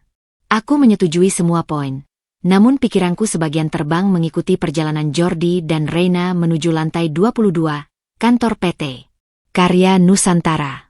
Di lift yang turun dari lantai 40, udara terasa seperti zat padat. Jordi berdiri membelakangi pintu, menatap pantulannya yang pucat di kaca lift. Kerah kemejanya terasa mengganjal. Dasarinya seperti tali pengikat yang mencekik. Reina, di sampingnya, terisak-isak terseduh, tangannya mencengkeram lengan jas auberginenya erat-erat. Tadi dia bilang gundik, bisik Reina, suaranya parau. Di depan semua orang. Jordi, dia menghinaku. Jordi tidak menjawab. Otaknya masih berputar kencang, mencoba mencerna bencana yang baru saja menimpa mereka. Pemegang saham mayoritas. Trust Fund Dewi Sari. Dinda, setiap kata adalah pukulan telak. Dia ingat malam-malam di mana Dinda bercerita tentang ibunya yang penyayang, tentang kenangan masa kecilnya yang sederhana. Tidak pernah sekalipun terlintas bahwa sederhana itu adalah pilihan, bukan keterpaksaan. Kebanggaannya sebagai self-made man yang telah membawa perusahaan keluarga ke level baru, ternyata berdiri di atas tanah milik orang lain. Dan dia baru saja mengusir pemilik tanah itu dari rumahnya sendiri. Dentang lift berhenti di lantai 22. Pintu terbuka ke lorong yang familiar. Tapi hari ini, segalanya berbeda. Dua petugas security yang biasanya hanya berdiri di lobi, sekarang sudah menunggu di depan pintu lift. Ekspresi mereka profesional, namun tak ada lagi senyum hormat yang biasa mereka berikan pada Pak Direktur. Selamat pagi, Pak Jordan, Ibu Reina, ucap salah satunya, Agus, dengan nada datar. Kami diperintahkan untuk mengawal proses pengosongan meja dan memastikan semua aset perusahaan dikembalikan. Suaranya cukup keras terdengar oleh beberapa staf yang sedang mengambil air di pantry dekat situ. Kepala-kepala langsung menoleh, mata penuh keheranan dan rasa ingin tahu yang tak tersembunyi. Reina menunduk, berusaha menyembunyikan wajahnya yang basah oleh air mata dan mascara yang lumer. Tidak perlu awalan, jawab Jordi, berusaha menjaga sisa-sisa wibawa. Suaranya serak. Saya tahu prosedurnya. Maaf, Pak. Perintah langsung, ucap Agus tak bergeming. Mereka berjalan mengapit Jordi dan Reina di kiri kanan, seperti mengawal tahanan. Lorong menuju ruang direksi terasa 10 kali lebih panjang dari biasanya. Setiap langkah mereka diikuti oleh bisikan, tatapan, dan bahkan beberapa kali, bunyi klik diam-diam dari smartphone yang diangkat. Berita tentang rapat dadawan di lantai 40 dan kehadiranku yang tiba-tiba sudah menyebar seperti api dalam sekam. Jaringan chat internal perusahaan mungkin sedang meledak-ledak. Saat mereka melewati area kerja terbuka Departemen SDM, area yang kemarin masih dipimpinku, semua aktivitas terhenti. Beberapa mantan kolegaku berdiri, wajah mereka campur aduk. Ada yang terlihat sedih, ada yang terkejut, dan beberapa tak bisa menyembunyikan kepuasan melihat Reina yang tertunduk lesu. Olivia, sahabatku di tim marketing, menatap Jordi dengan pandangan penuh penghakiman, lalu mengangguk kecil padaku seolah aku ada di sana. Pintu ruang direksi terbuka. Meja Jordi yang besar masih berantakan dengan berkas presentasi untuk board meeting yang sudah tak akan pernah terjadi. Di seberangnya, di ruang kepala SDM yang kini sudah ditempati Reina, terlihat barang-barang pribadi Reina yang baru semalam dia bawa. Foto dirinya dalam bingkai kristal, beberapa tanaman hias mini, dan sebuah scarf merek mahal tergantung di sandaran kursi. Kami akan tunggu di sini, ucap Agus, berdiri di ambang pintu, membiarkan pintu terbuka lebar. Sebuah pameran publik tentang kejatuhan mereka. Jordi dengan gemetar mulai mengosongkan laci mejanya. Foto pernikahan kami yang masih berdiri di sudut, dia masukkan ke dalam kotak kardus tanpa pandangan. Tangannya berhenti di atas sebuah figura lain. Foto dirinya dan ayahnya saat perusahaan ini pertama kali berdiri. Ayahnya, yang mempercayakan segalanya padanya. Napasnya terseduh. Reina, di ruangnya, tampak panik. Dia mencoba memasukkan barang-barangnya ke dalam tas besar dengan tergesa-gesa. Tangannya gemetar hebat. Saat mengambil scarf mahalnya, dia tak sengaja menjatuhkan vas kaca kecil. Biur. Vas itu pecah. Air dan bunga lili kering berceceran di karpet. Dia menjerit kecil, lalu menangis lagi. Frustasi. Suara itu menarik lebih banyak perhatian. Beberapa kepala staf muncul di balik pintu, melihat sekilas, lalu menghilang dengan cepat, membawa cerita baru untuk disebarkan. Selesai? Tanya Agus setelah sekitar 20 menit, yang terasa seperti berjam-jam bagi mereka. Jordi mengangguk, memeluk kotak kardus yang berisi sisa-sisa kehidupan profesionalnya. Reina mengangguk sambil mengusap air matanya dengan punggung tangan, membawa tas yang penuh sesak. Perjalanan menuju lift kembali lebih memalukan. Kali ini, lebih banyak mata yang menyaksikan. Tidak ada lagi bisikan. Hanya keheningan yang berat, dipotong oleh langkah kaki dan desahan sesekali dari Reina. Di depan lift, CEO dari departemen lain, Pak Gunawan, berpapasan dengan mereka. Dia adalah rekan lama Jordi. Jordi mencoba melakukan kontak mata, mencari sedikit simpati atau dukungan. Pak Gunawan hanya menatapnya sebentar, lalu mengalihkan pandangannya, berbalik arah seolah teringat sesuatu yang mendesak. Penolakan itu lebih keras dari kata-kata apapun. Lift naik dari lobi menuju basement parkir. Di dalam lift yang kosong, Reina akhirnya meledak. Ini semua salahmu, Jordi. Kau bilang semuanya aman. Kau bilang Dinda tidak punya daya. Lihat sekarang. Hidupku hancur. Diam, raung Jordi. Suaranya pecah untuk pertama kalinya. Kau pikir ini yang kuinginkan? Kau yang selalu mendorongku untuk mendorongnya keluar. Kau yang ingin posisinya. Mereka saling menyalahkan, suara mereka bergema di kabin logam, hingga lift berhenti dan pintu terbuka ke area parkir eksekutif yang sepi. Mobil mewah Jordi masih terparkir di tempatnya. Tapi hari ini, itu bukan lagi simbol status. Itu adalah aset perusahaan yang harus dia tinggalkan. Kuncinya sudah harus diserahkan. Agus mengulurkan tangan. Kunci kendaraan dinas, Pak, dan kartu akses parkir. Jordi menyerahkan keduanya dengan tangan gemetar. Dia merasa seperti dilucuti, lapis demi lapis. Kami telah memanggil taksi online untuk Anda berdua, ucap Agus, masih dengan nada yang sama datarnya. Mereka sudah menunggu di pick-up zone lobi umum. Mereka harus berjalan kaki melewati lobi umum, dengan kotak dan tas mereka, di depan resepsionis, tamu, dan karyawan lain yang lalu lalang. Perjalanan terakhir yang menghinakan.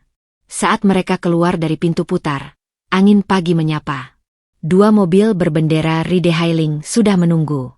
Sebelum masuk ke mobilnya, Jordi menoleh sekali lagi, melihat gedung megah yang selama ini menjadi kerajaannya. Gedung yang ternyata, dari fondasi hingga puncaknya, tak pernah benar-benar miliknya. Reina masuk ke mobil lain tanpa mengucapkan kata perpisahan. Pintu tertutup, dan mobil-mobil itu melesat, membawa mereka pergi dari kehidupan yang mereka pikir telah mereka menangkan. Di lantai 40, aku berdiri di balik dinding kaca, menyaksikan dua titik kecil itu meninggalkan halaman gedung. Paman Anton berdiri di sampingku. Sudah selesai, katanya. Aku menghela napas panjang. Belum, Paman. Masih ada proses hukum. Masih ada reputasi yang harus dipulihkan. Masih ada perusahaan yang harus diselamatkan dari kerugian mereka. Tapi untuk saat ini, untuk momen ini, kejatuhan yang memalukan itu sudah cukup. Mereka telah merasakan sedikit dari rasa sakit dan penghinaan yang mereka tebarkan.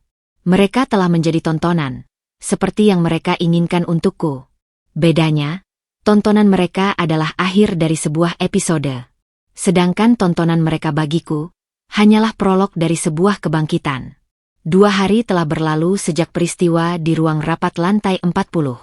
Kota ini tidak berhenti berdenyut, dan hidupku bergerak dengan ritme baru yang tegas, dipenuhi rapat, telekonferensi dengan pengacara, dan penyusunan ulang struktur di PT Karya Nusantara.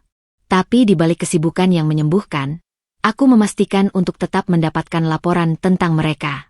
Laporan pertama datang dari Olivia, yang masih setia di posisinya di marketing. Chatnya singkat tapi padat. Jordi mencoba hubungi beberapa investor lama.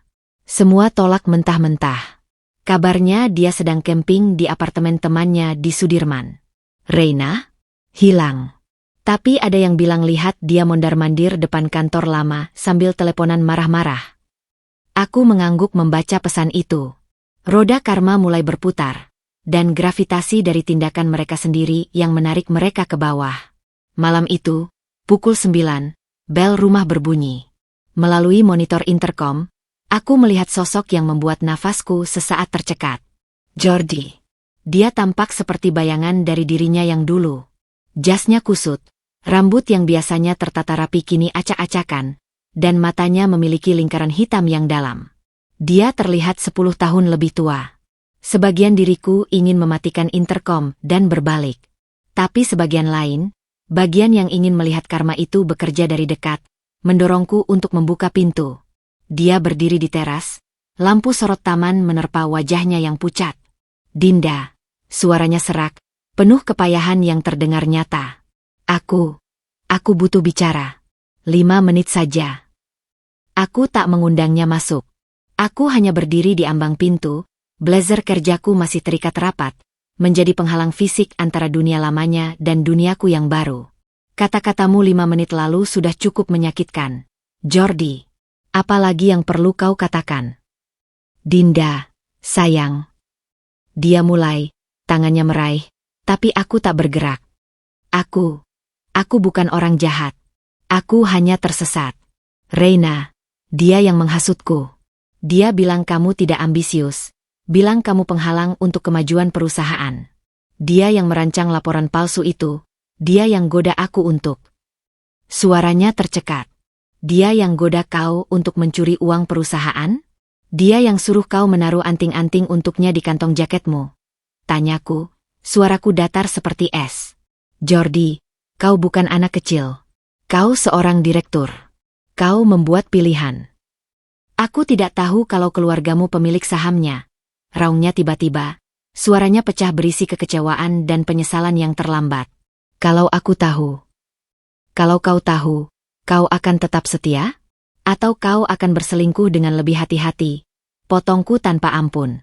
Pertanyaannya menggantung di udara malam yang dingin, menusuk langsung ke inti kebobrokannya. Dia terdiam, terlihat seperti tersedak. Itu adalah jawabannya sendiri. Kau datang ke sini untuk apa, Jordi? Mencari belas kasihan? Uang? Atau agar aku menarik tuntutan hukum? Tanyaku, melipat tangan di dada.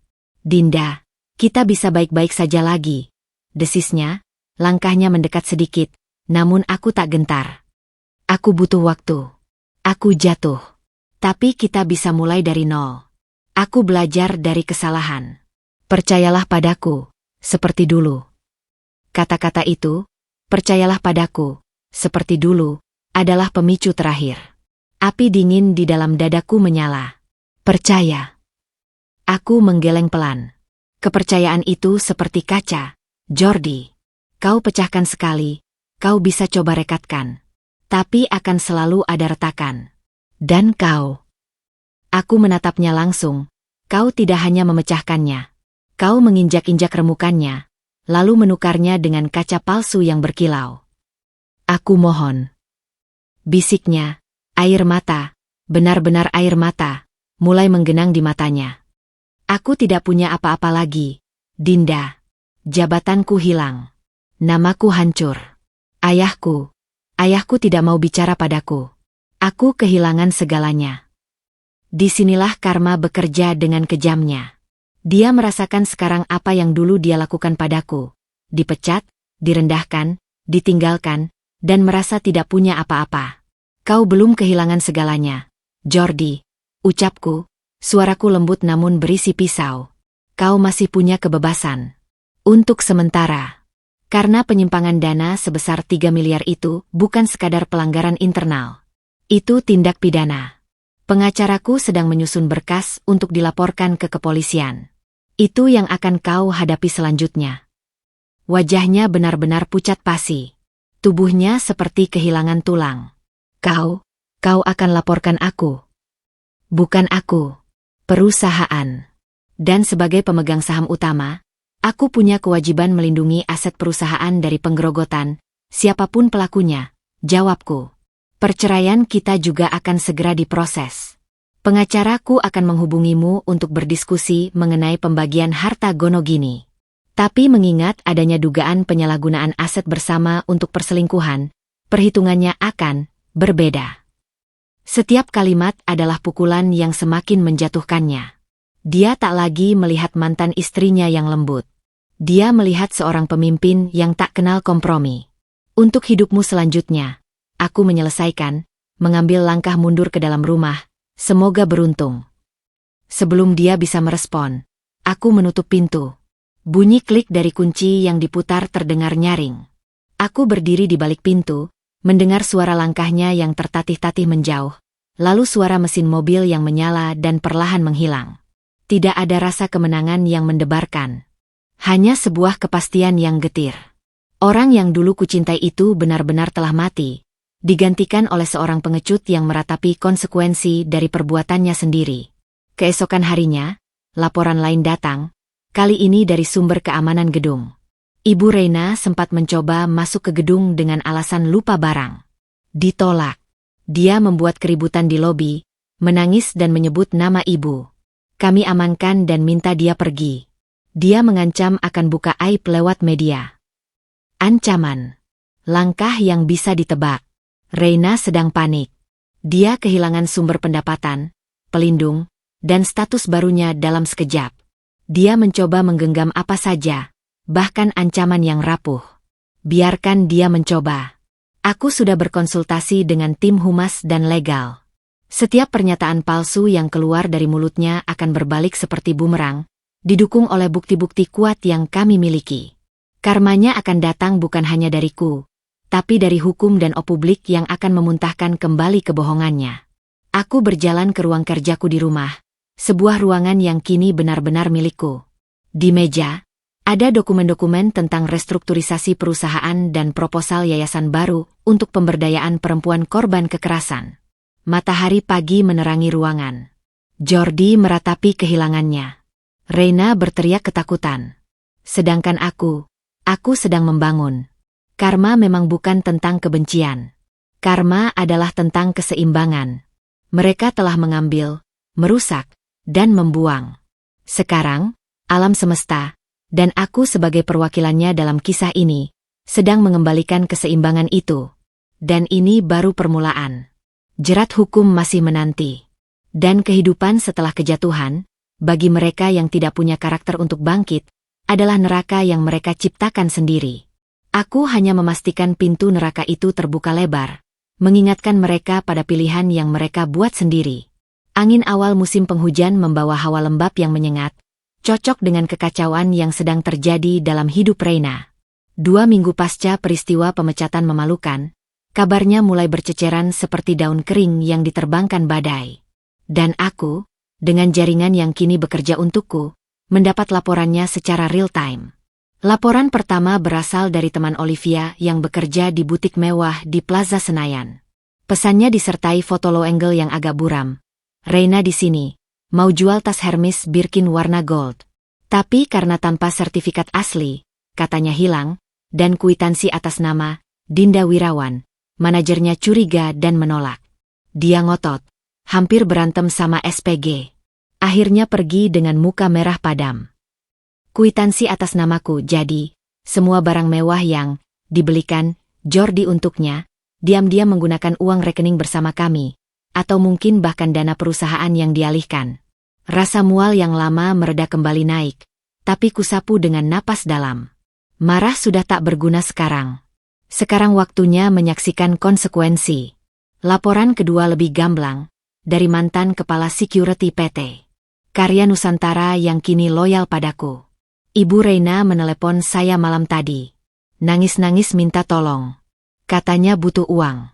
Dia coba lamar kerja di 5 perusahaan sejenis, tapi begitu tahu dia ex-PT Karya Nusantara dan isunya sudah menyebar, semua menolak. Bahkan ada HRD yang terang-terangan bilang, kami tidak membutuhkan orang yang merusak etika kerja dan hubungan atasan bawahan. Dia desperate, Bu. Desperate, kata itu menggambarkan dengan tepat. Reina yang dulu selalu tampil sempurna, dengan senyum terkontrol dan kata-kata penuh perhitungan, kini tercerabut dari ekosistem yang selama ini memberinya makan, Jordi, jabatan, dan perusahaan. Tanpa itu, dia hanyalah seorang wanita dengan riasan tebal dan CV yang kini bernoda besar. Aku memutuskan untuk melihat dari lebih dekat. Bukan karena ingin menyiksa, tapi untuk memastikan bahwa kejatuhannya adalah karena pilihannya sendiri, bukan karena intervensiku yang berlebihan. Aku menyuruh sopir mengantarku ke sebuah coffee shop di kawasan Menteng, tempat menurut informasi, Reina sering menghabiskan waktu siangnya untuk networking, atau lebih tepatnya, mencari peluang baru. Aku duduk di pojok yang tersembunyi di balik rak tanaman, mengenakan sunglasses dan scarf sederhana. Tak lama, dia muncul. Penampilannya membuatku nyaris tak mengenalinya. Jas aubergine kesayangannya masih terpakai, namun sekarang terlihat kusut dan longgar, seolah dia menyusut di dalamnya. Make-upnya masih tebal, tapi tak lagi rapi. Lipstiknya sedikit melewati garis bibir, concealer gagal menutupi bengkak di bawah matanya. Dia membawa tas desainer yang sama, namun kini terlihat seperti beban, bukan aksesori. Dia duduk di meja dekat jendela, memesan kopi termurah. Matanya terus memandangi ponselnya, jempolnya mengetik dengan ganas. Setiap beberapa menit, dia menelepon seseorang. Aku bisa membaca gerak tubuhnya dari jarak itu, bahu yang naik turun saat berbicara, senyuman paksa yang cepat muncul dan menghilang, lalu bahu yang kembali melorot saat panggilan berakhir. Penolakan. Lagi dan lagi. Saat dia sedang asyik dengan ponselnya, seorang wanita dengan setelan bisnis rapi mendekati mejanya. Wajahnya familiar. Salah satu kepala HR dari perusahaan holding besar. Reina langsung menyunggingkan senyum lebar, berusaha berdiri dengan elegan. Ah, Bu Maya. Kebetulan sekali. Maaf, Reina, potong Bu Maya. Suaranya tegas dan tanpa ekspresi. Dia bahkan tidak duduk. Saya lihat Anda sudah beberapa kali mengirim lamaran ke departemen kami. Saya datang ke sini untuk menyampaikan secara langsung, agar tidak ada kesalahpahaman. Perusahaan kami tidak akan pernah mempertimbangkan kandidat dengan rekam jejak seperti Anda. Apa yang terjadi di PT Karya Nusantara adalah peringatan bagi kami semua. Hubungan tidak profesional dan pengkhianatan terhadap atasan langsung adalah pelanggaran etika tertinggi. Tolong jangan hubungi saya atau staf saya lagi. Runtuh. Senyum Reina membeku, lalu retak. Wajahnya memerah padam, campuran malu dan marah. Itu fitnah. Saya korban. Bukti-buktinya sangat jelas. Reina. Selamat siang. Bu Maya berbalik dan pergi tanpa menoleh, meninggalkan Reina terpaku di kursinya, dikelilingi tatapan penasaran dari pengunjung kafe lainnya. Dia meraih kopinya dengan tangan gemetar, mencoba meneguk, tapi tangannya gemetar terlalu hebat hingga tumpah sedikit ke baju. Dia mengutuk dalam hati, meraih tisu dengan kasar. Saat itulah, matanya, secara kebetulan, melayang ke arahku. Dia membeku. Matanya menyipit, berusaha mengenali sosok di balik kacamata hitam. Perlahan, pengenalannya muncul. Wajahnya berubah dari kebingungan menjadi kejutan, lalu menjadi kebencian yang mendidih. Aku tak bergeming. Aku hanya menatapnya, perlahan melepas kacamata hitamku. Pertemuan mata kami. Di matanya, ada kemarahan, kepanikan, dan permohonan yang tak tertahankan. Di mataku, hanya ketenangan yang dingin. Dia seperti ingin berdiri dan mendatangiku, tapi kakinya seperti tertambat. Mungkin dia ingat kejadian di lobi kantor, di mana security dengan mudah mengusirnya. Atau mungkin dia sadar, kata-katanya tak lagi punya daya di hadapanku. Aku yang akhirnya bergerak. Aku berdiri, mengambil tas, dan berjalan perlahan melewati mejanya. Aku berhenti sejenak. Masih mencoba menjual tas pemberiannya? Tanyaku, suaraku rendah sehingga hanya kami berdua yang mendengar. Dia menyentak. Itu, hak saya. Hak Anda, aku menggeleng. Dibelikan dengan uang yang bukan sepenuhnya hak dia. Uang perusahaan. Uang keluarga. Itu bukan hadiah, Reina. Itu barang bukti. Wajahnya pucat. Aku tidak tahu. Kau tahu, potongku. Kau yang selalu pilih-pilih merek. Kau yang minta yang termahal. Kau pikir cinta bisa dibeli dengan pengkhianatan dan pencurian. Aku memandangnya, dari atas ke bawah. Kau lihat hasilnya. Air mata akhirnya meledak dari matanya, merusak riasan yang sudah rapuh. Apa yang harus kulakukan sekarang? Hidupku hancur karena kau. Aku hampir tertawa getir. Kau menghancurkan hidupmu sendiri saat kau memutuskan untuk merebut yang bukan hakmu. Aku hanya membereskan puing-puingnya. Aku tak memberinya kesempatan untuk membalas.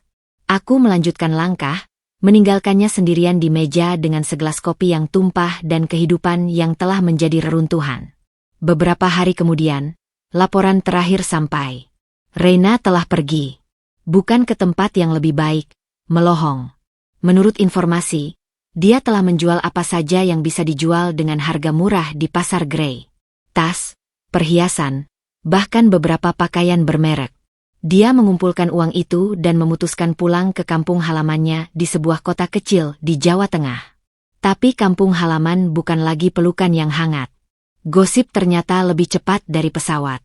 Keluarganya, yang dulu bangga punya anak perempuan, sukses, dan kaya, di Jakarta, sekarang diliputi aib. Tetangga berbisik-bisik. Bahkan, ada yang mengatakan bahwa dia telah dijodohkan paksa dengan seorang duda kaya setempat yang sudah berusia 50-an, sebagai upaya keluarga menutupi malu dan menyelesaikan dirinya. Reina, sang gundik yang dulu bercita-cita mengambil alih posisiku, kini terkurung dalam pernikahan tanpa cinta di kota kecil, jauh dari gemerlap yang dia idolakan, hidup dengan stigma yang akan melekat seumur hidup. Runtuhnya sang gundik itu lengkap.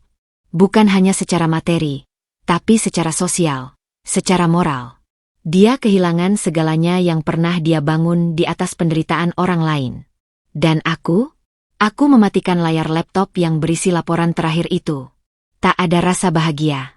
Hanya sebuah pengakuan bahwa karma telah menyelesaikan tugasnya dengan sempurna. Dia telah jatuh dari tempat yang tinggi, dan ternyata, di bawahnya tidak ada Jordi yang menangkapnya. Hanya tanah keras realita yang menerimanya dengan brutal. Satu pemain telah tersingkir dari papan catur. Tinggal satu lagi yang masih bertahan, meski dengan langkah terhuyung-huyung.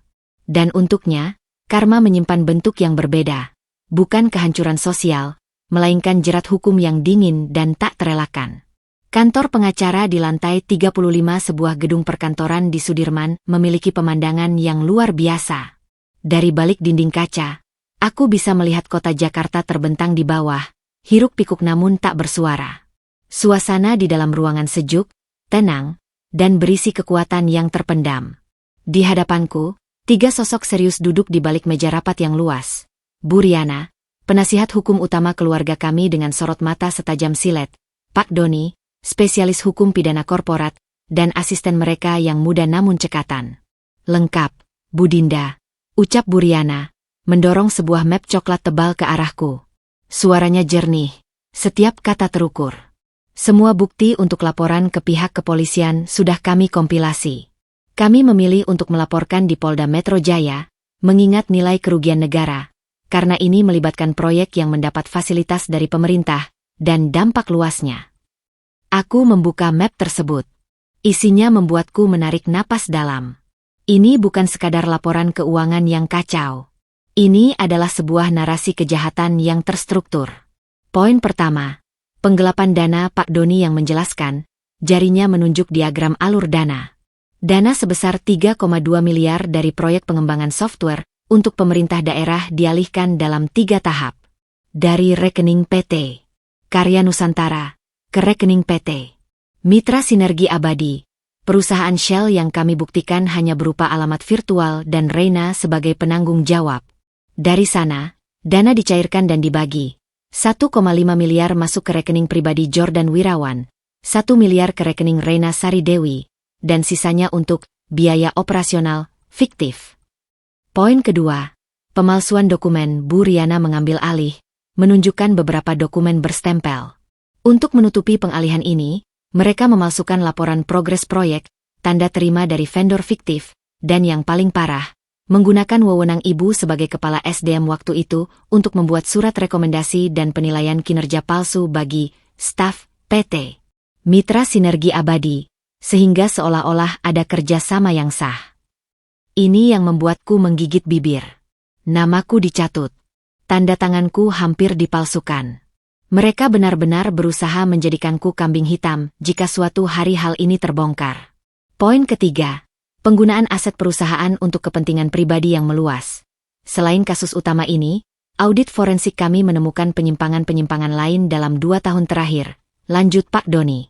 Mulai dari pengadaan barang kantor yang digelembungkan harganya, penggunaan mobil dinas untuk keperluan pribadi yang kemudian dicatat sebagai dinas luar kota, hingga pembelian tiket pesawat dan akomodasi mewah untuk perjalanan bisnis Jordan dan Reina yang ternyata adalah rendezvous mereka di Bali dan Singapura.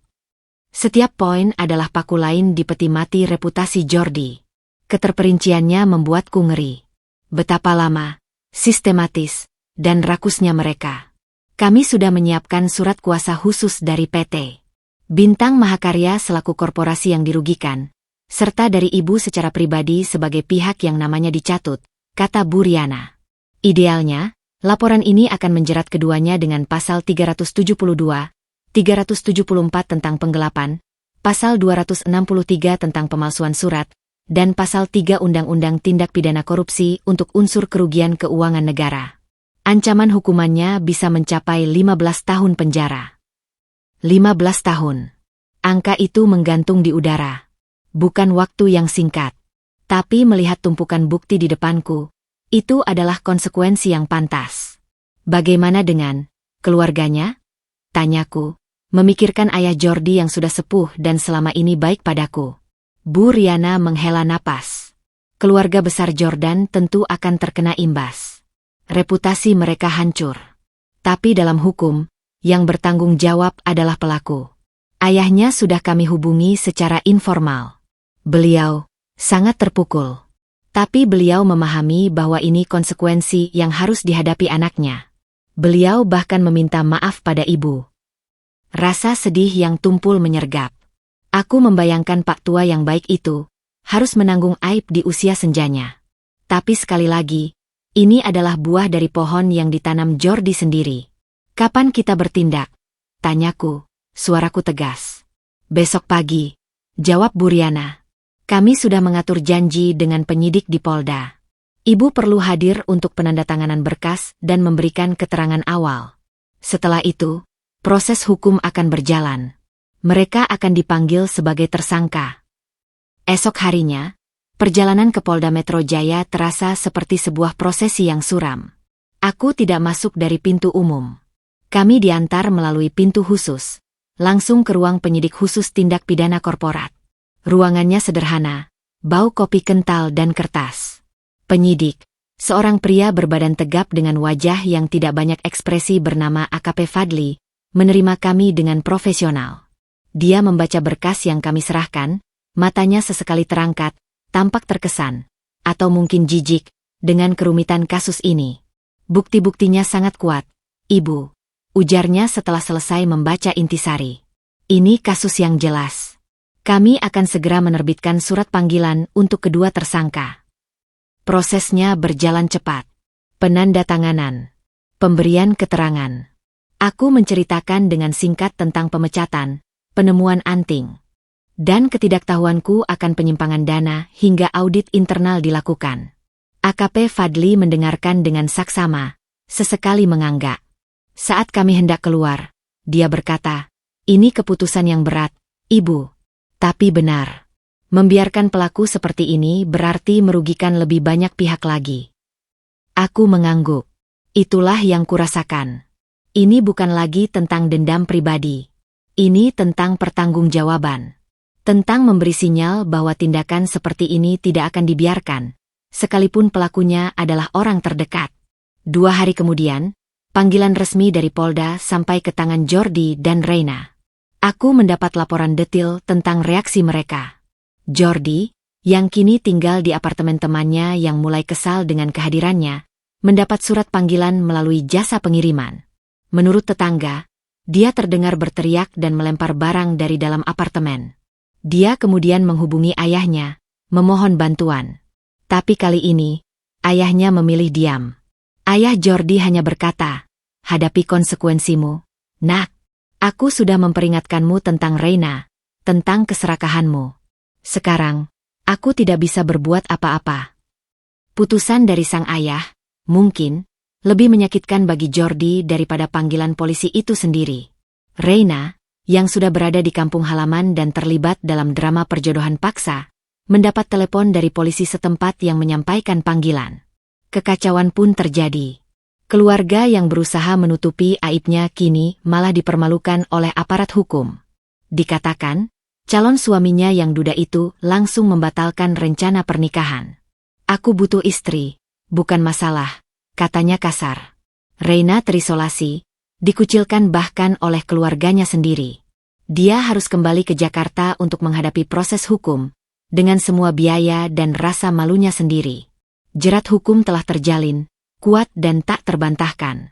Mereka yang dulu bersekongkol dalam kegelapan kantor, dalam kamar hotel, dalam pembuangan dana, kini akan berhadapan dengan terangnya ruang interogasi, dinginnya sel tahanan, dan kerasnya sidang pengadilan. Di apartemenku yang baru, aku berdiri di balkon, menatap lampu-lampu kota. Rasa bersalah kadang menyelinap. Apakah aku kejam? Tapi kemudian, aku teringat pada karyawan-karyawan yang gajinya sempat tertunda karena proyek itu macet. Aku teringat pada kepercayaan investor yang dikhianati. Aku teringat pada ibuku, yang mewariskan perusahaan ini dengan penuh tanggung jawab. Tidak. Ini bukan kekejaman. Ini adalah keadilan. Dan jerat hukum itu, meski terasa berat, adalah satu-satunya cara untuk memulai proses pembersihan. Bagi perusahaan. Bagi korban. Dan mungkin, bagi jiwa-jiwa mereka yang tersesat itu sendiri. Bab pengadilan hidup mereka di masyarakat mungkin sudah usai dengan kehancuran reputasi. Tetapi bab pengadilan di depan hukum, baru saja dimulai. Dan di bab itu, tidak ada tempat untuk manipulasi, bujuk rayu, atau senyum manis. Hanya fakta, bukti, dan vonis. 3 minggu berlalu sejak laporan polisi diajukan. Udara di Jakarta mulai berubah, membawa hawa yang lebih kering, seolah mencerminkan kekeringan dalam hidup beberapa orang. Proses hukum bergerak dengan lambat namun pasti. Jordi dan Reina sudah 2 kali menjalani pemeriksaan sebagai tersangka. Wajah mereka mulai muncul di beberapa media bisnis online dengan judul-judul menjatuhkan. Mantan direktur dan asisten dijerat kasus penggelapan, skandal selingkuh berujung pidana. Aku sibuk membenahi perusahaan, tetapi sebagian perhatianku tetap tertuju pada perkembangan hukum. Hingga suatu sore, ketika hujan gerimis membasahi kota, teleponku berdering. Bukan dari pengacara atau paman Anton. Itu dari Jordi. Nomornya masih sama, tapi seolah memancarkan aura keputusasaan. Aku mengangkat setelah beberapa dering. Suara hatiku telah membatu. Dinda. Suaranya parau, hampir tak terdengar, diredam oleh bunyi hujan di latar belakang. Aku butuh bertemu. Bukan untuk minta maaf lagi. Untuk bisnis. Tolong. Kata, tolong, itu terasa asing di mulutnya. Aku mempertimbangkan sejenak. Rasa ingin tahu dan keinginan untuk menutup segala pintu dengan definitif mengalahkan keengganan. Kafe di Hotel B, jam 7 malam. Kamu punya 30 menit. Kafe itu netral, publik, tetapi cukup privat di pojokan. Aku datang lebih dulu, memilih tempat duduk yang memungkinkanku melihat seluruh ruangan. Saat Jordi masuk, aku nyaris tak mengenalinya. Jasnya yang dulu selalu necis, kini terlihat lusuh dan terlalu besar untuk tubuhnya yang menyusut.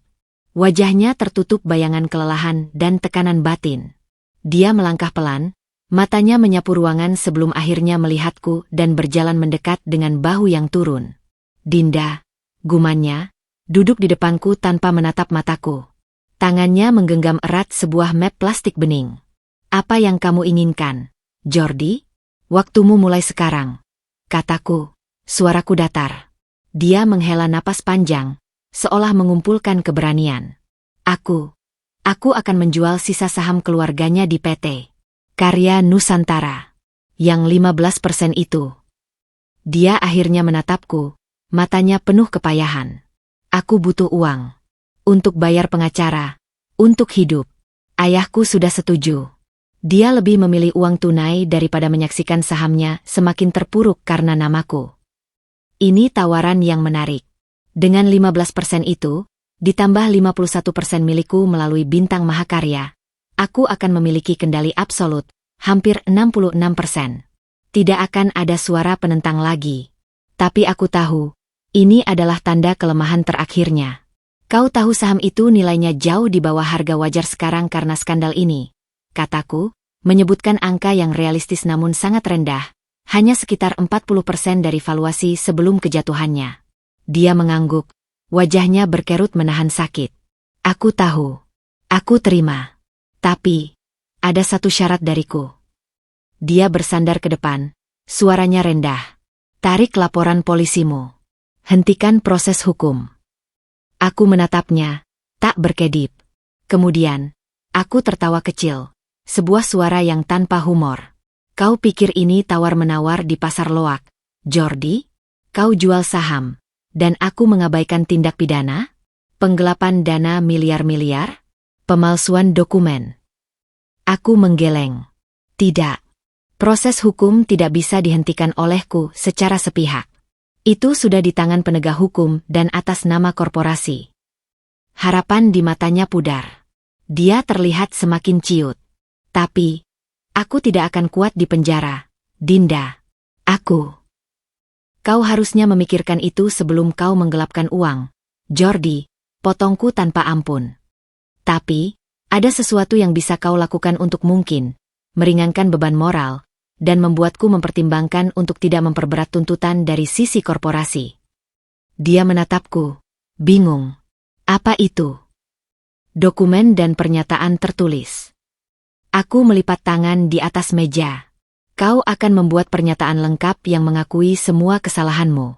Bukan hanya penggelapan dana, tapi juga perselingkuhan dengan Reina, upaya mencatut namaku, rekayasa pemecatanku, semuanya. Rinci. Dengan tanggal dan detail. Kau juga akan membuat video pernyataan yang sama. Wajahnya pucat. Untuk apa? Untuk menghancurkanku lebih dalam. Untuk kebenaran, jawabku. Untuk memastikan bahwa sejarah perusahaan ini dicatat dengan benar.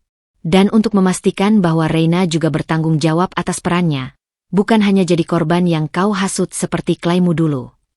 Aku jeda. Jika kau lakukan itu, aku akan anjurkan kepada dewan dan pengacaraku untuk hanya fokus pada ganti rugi materi dalam proses perdata, dan tidak mendorong tuntutan pidana yang maksimal. Tapi keputusan akhir ada di pengadilan. Ini adalah pilihan yang pahit. Mengakui segala keburukannya secara terbuka, membuatnya menjadi bukti yang tak terbantahkan di pengadilan nanti. adalah bentuk penghancuran diri yang terakhir. Tapi di sisi lain, itu adalah satu-satunya jalan untuk mungkin mendapatkan sedikit keringanan. Dia terdiam lama, menatap hujan yang membasahi jendela. Hidupnya yang dulu penuh kemewahan dan pujian, kini bermuara pada pilihan yang hina di sebuah kafe sepi. Akhirnya, dia mengangguk, pelan. Aku setuju. Aku akan siapkan perjanjiannya, kataku. Pernyataan dan video harus selesai dalam 2 hari, sebelum nota kesepahaman jual beli saham kita ditandatangani. Disaksikan oleh notaris dan pengacaraku. Dia mengangguk lagi, seperti boneka yang patah. Apakah dulu pernah ada cinta di hatimu untukku? Tanyanya tiba-tiba, suaranya bergetar. Pertanyaan itu mengejutkanku. Aku menatapnya, melihat sisa-sisa pria yang dulu kukasihi. Tapi yang kulihat hanya bayangannya. Dulu, ya, sangat. Tapi cinta itu kau kubur sendiri, Jordi. Bersama dengan kepercayaan, harga diri, dan masa depanku. Sekarang yang tersisa adalah urusan bisnis dan keadilan. Dia memejamkan mata, sebuah tetesan air mata, mungkin yang pertama yang tulus, meluncur di pipinya yang kini kurus. Aku mengerti. 2 hari kemudian, di sebuah kantor notaris yang netral, kami bertemu lagi. Prosesnya berlangsung dengan muram. Jordi menandatangani dokumen jual beli saham dengan harga yang sangat rendah. Wajah ayahnya, yang hadir sebagai pemilik sah sebelumnya, tampak 10 tahun lebih tua. Beliau tidak memandangku, hanya mengangguk pelan pada Paman Anton, seolah malu. Kemudian, bagian yang paling pahit. Di sebuah ruangan terpisah, dengan kamera yang sudah disiapkan oleh tim humas dan hukumku, Jordi duduk di depan latar belakang polos. Dia membaca naskah pernyataan yang telah kami sepakati. Suaranya datar, hampa, tetapi jelas. Saya, Jordan Wirawan, dengan ini menyatakan. Dia mengakui segalanya. Awal perselingkuhan dengan Reina. Desakan Reina untuk mendapatkan posisi yang lebih tinggi. Rencana mereka untuk menggeserkanku. Pengalihan dana proyek, pembuatan perusahaan Shell, pemalsuan dokumen, upaya menjadikanku kambing hitam. Bahkan detail-detail kecil seperti pembelian anting-anting berlian dengan uang perusahaan. Setiap pengakuan adalah paku di peti dirinya sendiri.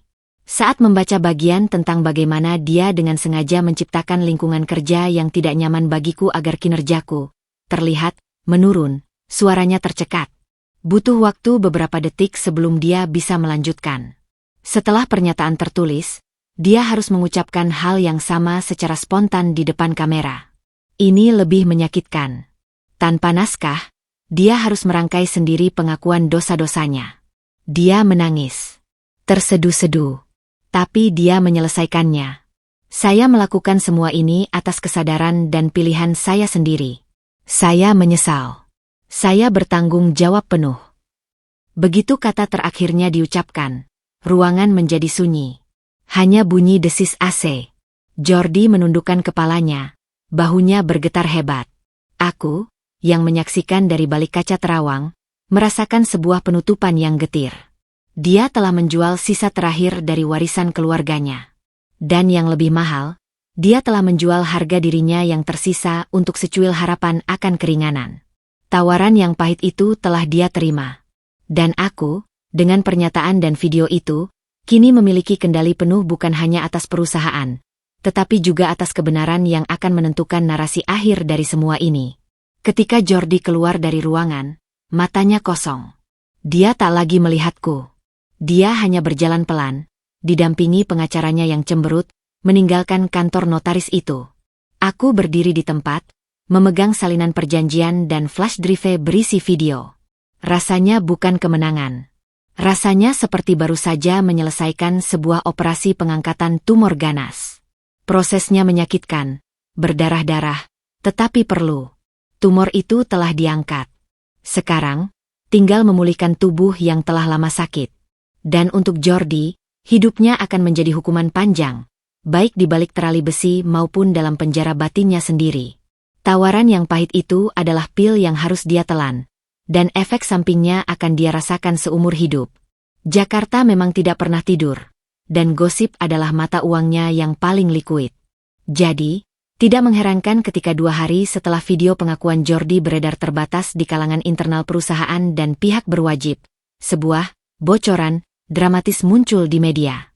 Aku sedang sarapan ketika Olivia mengirimkan link live streaming sebuah channel YouTube, Expose, yang terkenal sensasional. Judulnya provokatif. Korban atau pelaku? Kisah sang asisten yang dijadikan tumpuan keserakahan mantan dirut. Jantungku berdebar tidak karuan. Aku menekan tombol play. Di layar, Reina muncul. Dia duduk di sebuah ruangan yang didesain mirip ruang tamu mewah, tapi mata yang terlatih bisa melihat itu adalah set di sebuah studio. Dia mengenakan blus putih sederhana, rambutnya diikat rapi ke belakang, tanpa riasan berlebihan. Sebuah penampilan yang sengaja didesain untuk menampilkan kesan korban yang polos dan tertindas. Matanya merah, bengkak, dan dia memegang selembar tisu di tangannya yang tergenggam erat. Hostnya, seorang wanita dengan suara melengking penuh emosi, mulai mewawancarainya. Ibu Reina, terima kasih sudah bersedia hadir. Banyak yang menyebut Anda sebagai gundik, sebagai perusak rumah tangga. Apa yang sebenarnya terjadi? Reina mengangkat wajahnya, air mata sudah menggenang. Saya korban, bisiknya, suaranya gemetar yang sempurna. Saya hanya seorang asisten yang bekerja keras. Saya datang dari keluarga sederhana, ingin sukses di Jakarta.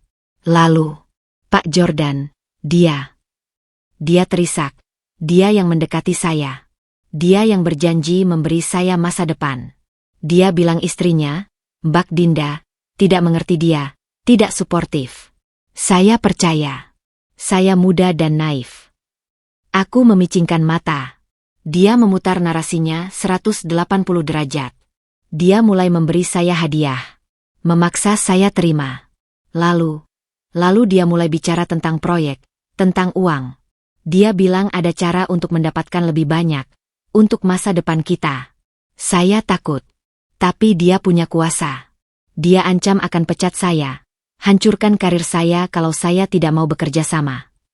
Air matanya mengalir deras sekarang. Saya terpaksa. Semua dokumen, semua transfer, itu atas perintah dan tekanan dia. Saya cuma mengikuti perintah atasan. Saya takut.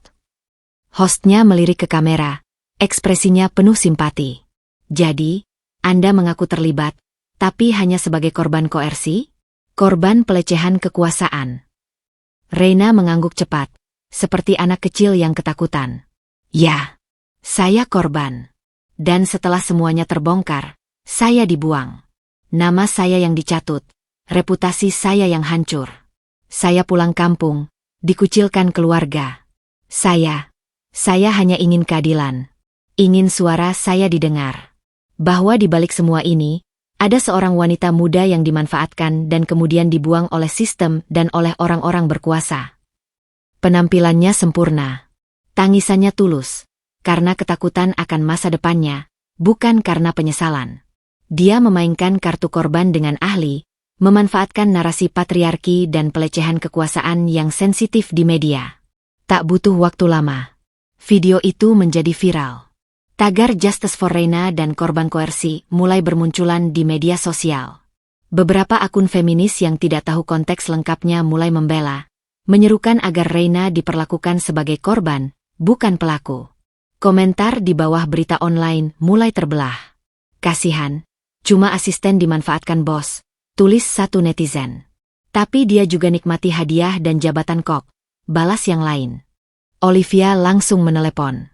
Dinda, kamu lihat? Dia berani sekali. Tenang, jawabku, meski jantungku berdebar kencang. Dia sedang memainkan sandiwara terakhirnya. Tapi kita punya naskah yang berbeda. Paman Anton juga menghubungi. Ini berbahaya, Dinda. Bisa mengubah opini publik dan sedikit banyak mempengaruhi proses hukum. Kita harus bertindak cepat. Sudah siap, Paman, kataku. Kita punya semua bukti yang dia sebut, tekanan, itu. Tim humas dan hukumku sudah siaga. Mereka tidak langsung membantah atau menyerang Reina. Itu akan membuatku terlihat seperti mantan istri yang dengki. Sebagai gantinya, Kami merilis dua hal ke media yang sama, dengan judul sederhana, Fakta di Balik Fiksi. Pertama, rangkaian chat WhatsApp kami merilis cuplikan percakapan antara Reina dan Jordi, dengan nomor dan identitas disensor sebagian, tapi isinya jelas. Percakapan itu menunjukkan Reina bukan sebagai pihak yang tertekan, tetapi sebagai instigator.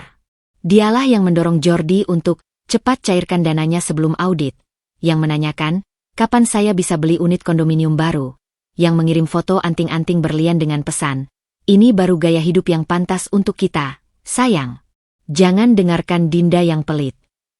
Chat-chat itu penuh dengan emoji hati, kata-kata mesra, dan brainstorming cara menutupi penyimpangan. Tidak ada satupun kata yang menunjukkan paksaan atau ketakutan dari Reina.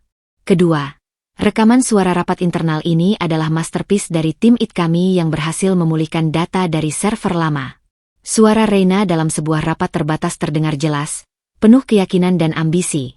Kalau Mbak Dinda dianggap tidak kompeten, posisinya harus kosong. Saya sudah analisis semua job desk-nya. Saya yakin bisa handle, bahkan bawa inovasi lebih baik. Tapi ya, kita perlu kecelakaan kecil di laporan kinerja triwulan ini untuk mempercepat proses. Suara Jordi di latar berdecak, kamu yakin? Dan Reina menjawab, percayalah pada saya. Saya selalu berhasil memberikan yang Anda inginkan, kan? Rekaman ini mematikan. Ini membuktikan bahwa Reina bukan hanya peserta pasif, tetapi arsitek aktif dalam konspirasi menjatuhkanku. Ketiga, data keuangan, kami tunjukkan pola penerimaan dana Reina yang tidak hanya sekali, tetapi bertahap, dengan nilai yang semakin besar seiring waktu. Sebuah grafik sederhana menunjukkan bagaimana korban ini justru menjadi penerima manfaat finansial terbesar kedua setelah Jordi. Rilis kami tidak disertai pernyataan emosional. Hanya data, bukti, dan fakta. Biar publik yang menilai. Efeknya seperti air membuang minyak. Narasi, Reina si korban, yang dramatis langsung kehilangan landasannya. Media yang semula simpatik, kini berbalik. Headline berubah. Chat mesra dan rekaman ambisi ungkap wajah asli, korban, Reina, dari korban koersi jadi arsitek penggulingan. Netizen yang sempat terbawa emosi kini merasa dikibuli. Komentar berbalik, dia main drama aja. Korban kok minta hadiah condo. Rakus banget sih, jadi pelaku malah nutupi korban. Video pernyataan Jordi yang kami rilis secara resmi ke pihak berwajib juga bocor ke publik, diduga sengaja oleh seseorang yang tidak puas dengan sandiwara Reina. Pengakuan Jordi yang polos dan hancur itu, di mana dia menyebut Reina sebagai partner dan sumber ide, menjadi pukulan telak terakhir. Sandiwara terakhir Reina berantakan. Bahkan host channel, Expose, itu membuat video klarifikasi, dengan wajah kecut, mengatakan bahwa mereka tidak memiliki informasi lengkap sebelumnya. Reina menghilang lagi dari publik. Tidak ada wawancara lanjutan. Tidak ada tanggapan atas bukti-bukti yang kami rilis. Dia seperti hantu yang tertangkap basah dalam sinar matahari, lenyap kembali ke dalam kegelapan. Olivia mengirim pesan. Dia kabarnya sudah balik ke kampung lagi. Tapi kali ini, tetangga pada ngejek. Keluarganya malu berat. Bahkan ada yang bilang dia mau kabur keluar kota. Sandiwara terakhirnya yang penuh air mata dan narasi korban itu, justru menjadi bumerang yang menghancurkan sisa-sisa kredibilitas dan simpati yang mungkin masih ada untuknya. Karma telah membungkamnya dengan sempurna, bukan dengan kekerasan, tetapi dengan kebenaran yang tak terbantahkan. Aku mematikan laptop. Rasanya lelah. Pertarungan di ruang publik ini menguras energi. Tapi ini perlu.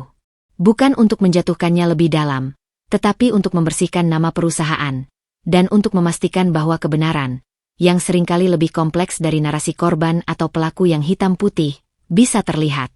Reina mungkin berpikir dengan air matanya dia bisa mengubah takdir.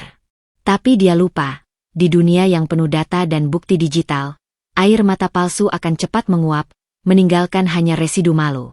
Dan itulah yang tersisa untuknya sekarang. Residu malu yang akan melekat lebih lama dari lipstik merah atau tas bermerek manapun. 1 tahun kemudian. Matahari pagi menyirami rooftop garden yang hijau di atas gedung PT Bintang Mahakarya yang telah direnovasi. Di sini, aku berdiri, bukan sebagai pengunjung, tetapi sebagai arsiteknya. Angin sepau-sepau membelai rambutku yang kini dipotong pendek, praktis, menggantikan poni panjang yang dulu selalu kupakai. Aku mengenakan setelan linen warna krem, sederhana namun elegan, jauh dari blazer hitam pertahananku dulu. Di tanganku, secangkir teh chamomile hangat. Di depan, terbentang pemandangan kota yang sibuk. Tapi dari ketinggian ini, semuanya terlihat tenang, teratur. Seperti hidupku sekarang. Setahun. Waktu yang cukup untuk luka mengering menjadi bekas, cukup untuk keruntukan dibangun kembali menjadi fondasi yang lebih kokoh. TT. Karya Nusantara, di bawah kepemimpinan seorang profesional baru yang kami rekrut, telah pulih. Lebih dari itu, dengan transparansi penuh, tata kelola yang ketat, dan program pemberdayaan karyawan yang menjadi prioritas, perusahaan itu justru mencatat pertumbuhan yang belum pernah terjadi sebelumnya. Kerugian dari kasus penggelapan telah diganti melalui aset yang disita dari Jordi dan Reina, dan sebagian lagi dari hasil penjualan saham Jordi yang murah itu. Perusahaan itu sehat, bernyawa, dan bebas dari racun. Aku sendiri tidak lagi terjun langsung di sana. Fokusku sebagai pemegang saham mayoritas adalah pada Bintang Mahakarya, dan terutama pada Yayasan Sekar Melati, yang secara resmi kudirikan 6 bulan lalu. Yayasan itu adalah janjiku pada diri sendiri dan pada ibuku. Tempatnya tidak mewah, tapi nyaman, di sebuah rumah tua yang direnovasi di kawasan Menteng. Di sana, kami memberikan bantuan hukum, konseling psikologi, dan pelatihan keterampilan bagi perempuan-perempuan yang mengalami kekerasan dalam rumah tangga, pelecehan di tempat kerja, atau sedang berjuang bangkit dari pengkhianatan. Nama, Sekar Melati, adalah nama kecil ibuku. Setiap kali masuk ke sana, aku merasa dekat dengannya. Beberapa hari yang lalu, aku mengadakan gathering kecil di yayasan. Salah satu peserta, seorang ibu muda yang mantan suaminya adalah rekan bisnis yang menghabiskan hartanya, berkata padaku dengan mata berkaca-kaca, "Terima kasih, Bu Dinda." Cerita ibu yang dulu dibagikan, itu yang memberi saya kekuatan untuk berjalan ke pengadilan. Aku hanya memeluknya. Itulah kekuatan baru yang kumiliki, bukan untuk melengsarkan, tetapi untuk mengangkat. Tentang mereka, nasib mereka sudah berjalan sesuai jalur hukum. Jordi divonis 8 tahun penjara oleh pengadilan tipikor. Vonisnya lebih ringan dari ancaman maksimal, sebagian karena pengakuannya yang tulus. Video itu menjadi barang bukti yang memberatkan sekaligus menunjukkan penyesalan, dan restitusi yang berusaha dia bayar dengan menjual semua hartanya. Ayahnya, yang sudah pindah ke rumah sederhana di luar kota, sesekali masih mengunjunginya. Menurut pengacaraku, Jordi di penjara banyak diam, banyak membaca. Mungkin untuk pertama kalinya dalam hidupnya, dia benar-benar merenung. Aku sudah tidak marah lagi. Hanya kadang, rasa sedih yang tumpul untuk orang yang dulu kukenalnya. Reina. Nasibnya lebih kelam. Setelah sandiwaranya gagal total, kasusnya tetap berjalan. Dia divonis 5 tahun penjara sebagai kaki tangan dan penerima manfaat. Keluarganya di kampung benar-benar memutuskan hubungan. Saat bebas nanti, dia akan kembali ke dunia yang tidak lagi mengenalnya, dengan stigma yang permanen. Terkadang aku menerima laporan dari pekerja sosial bahwa dia sering menangis di selnya. Mengulang-ulang, aku hanya ingin hidup enak. Tragis. Dan selesai. Perceraianku telah selesai dengan kepastian hukum. Aku resmi menjadi Dinda lagi. Bukan lagi istri siapa-siapa.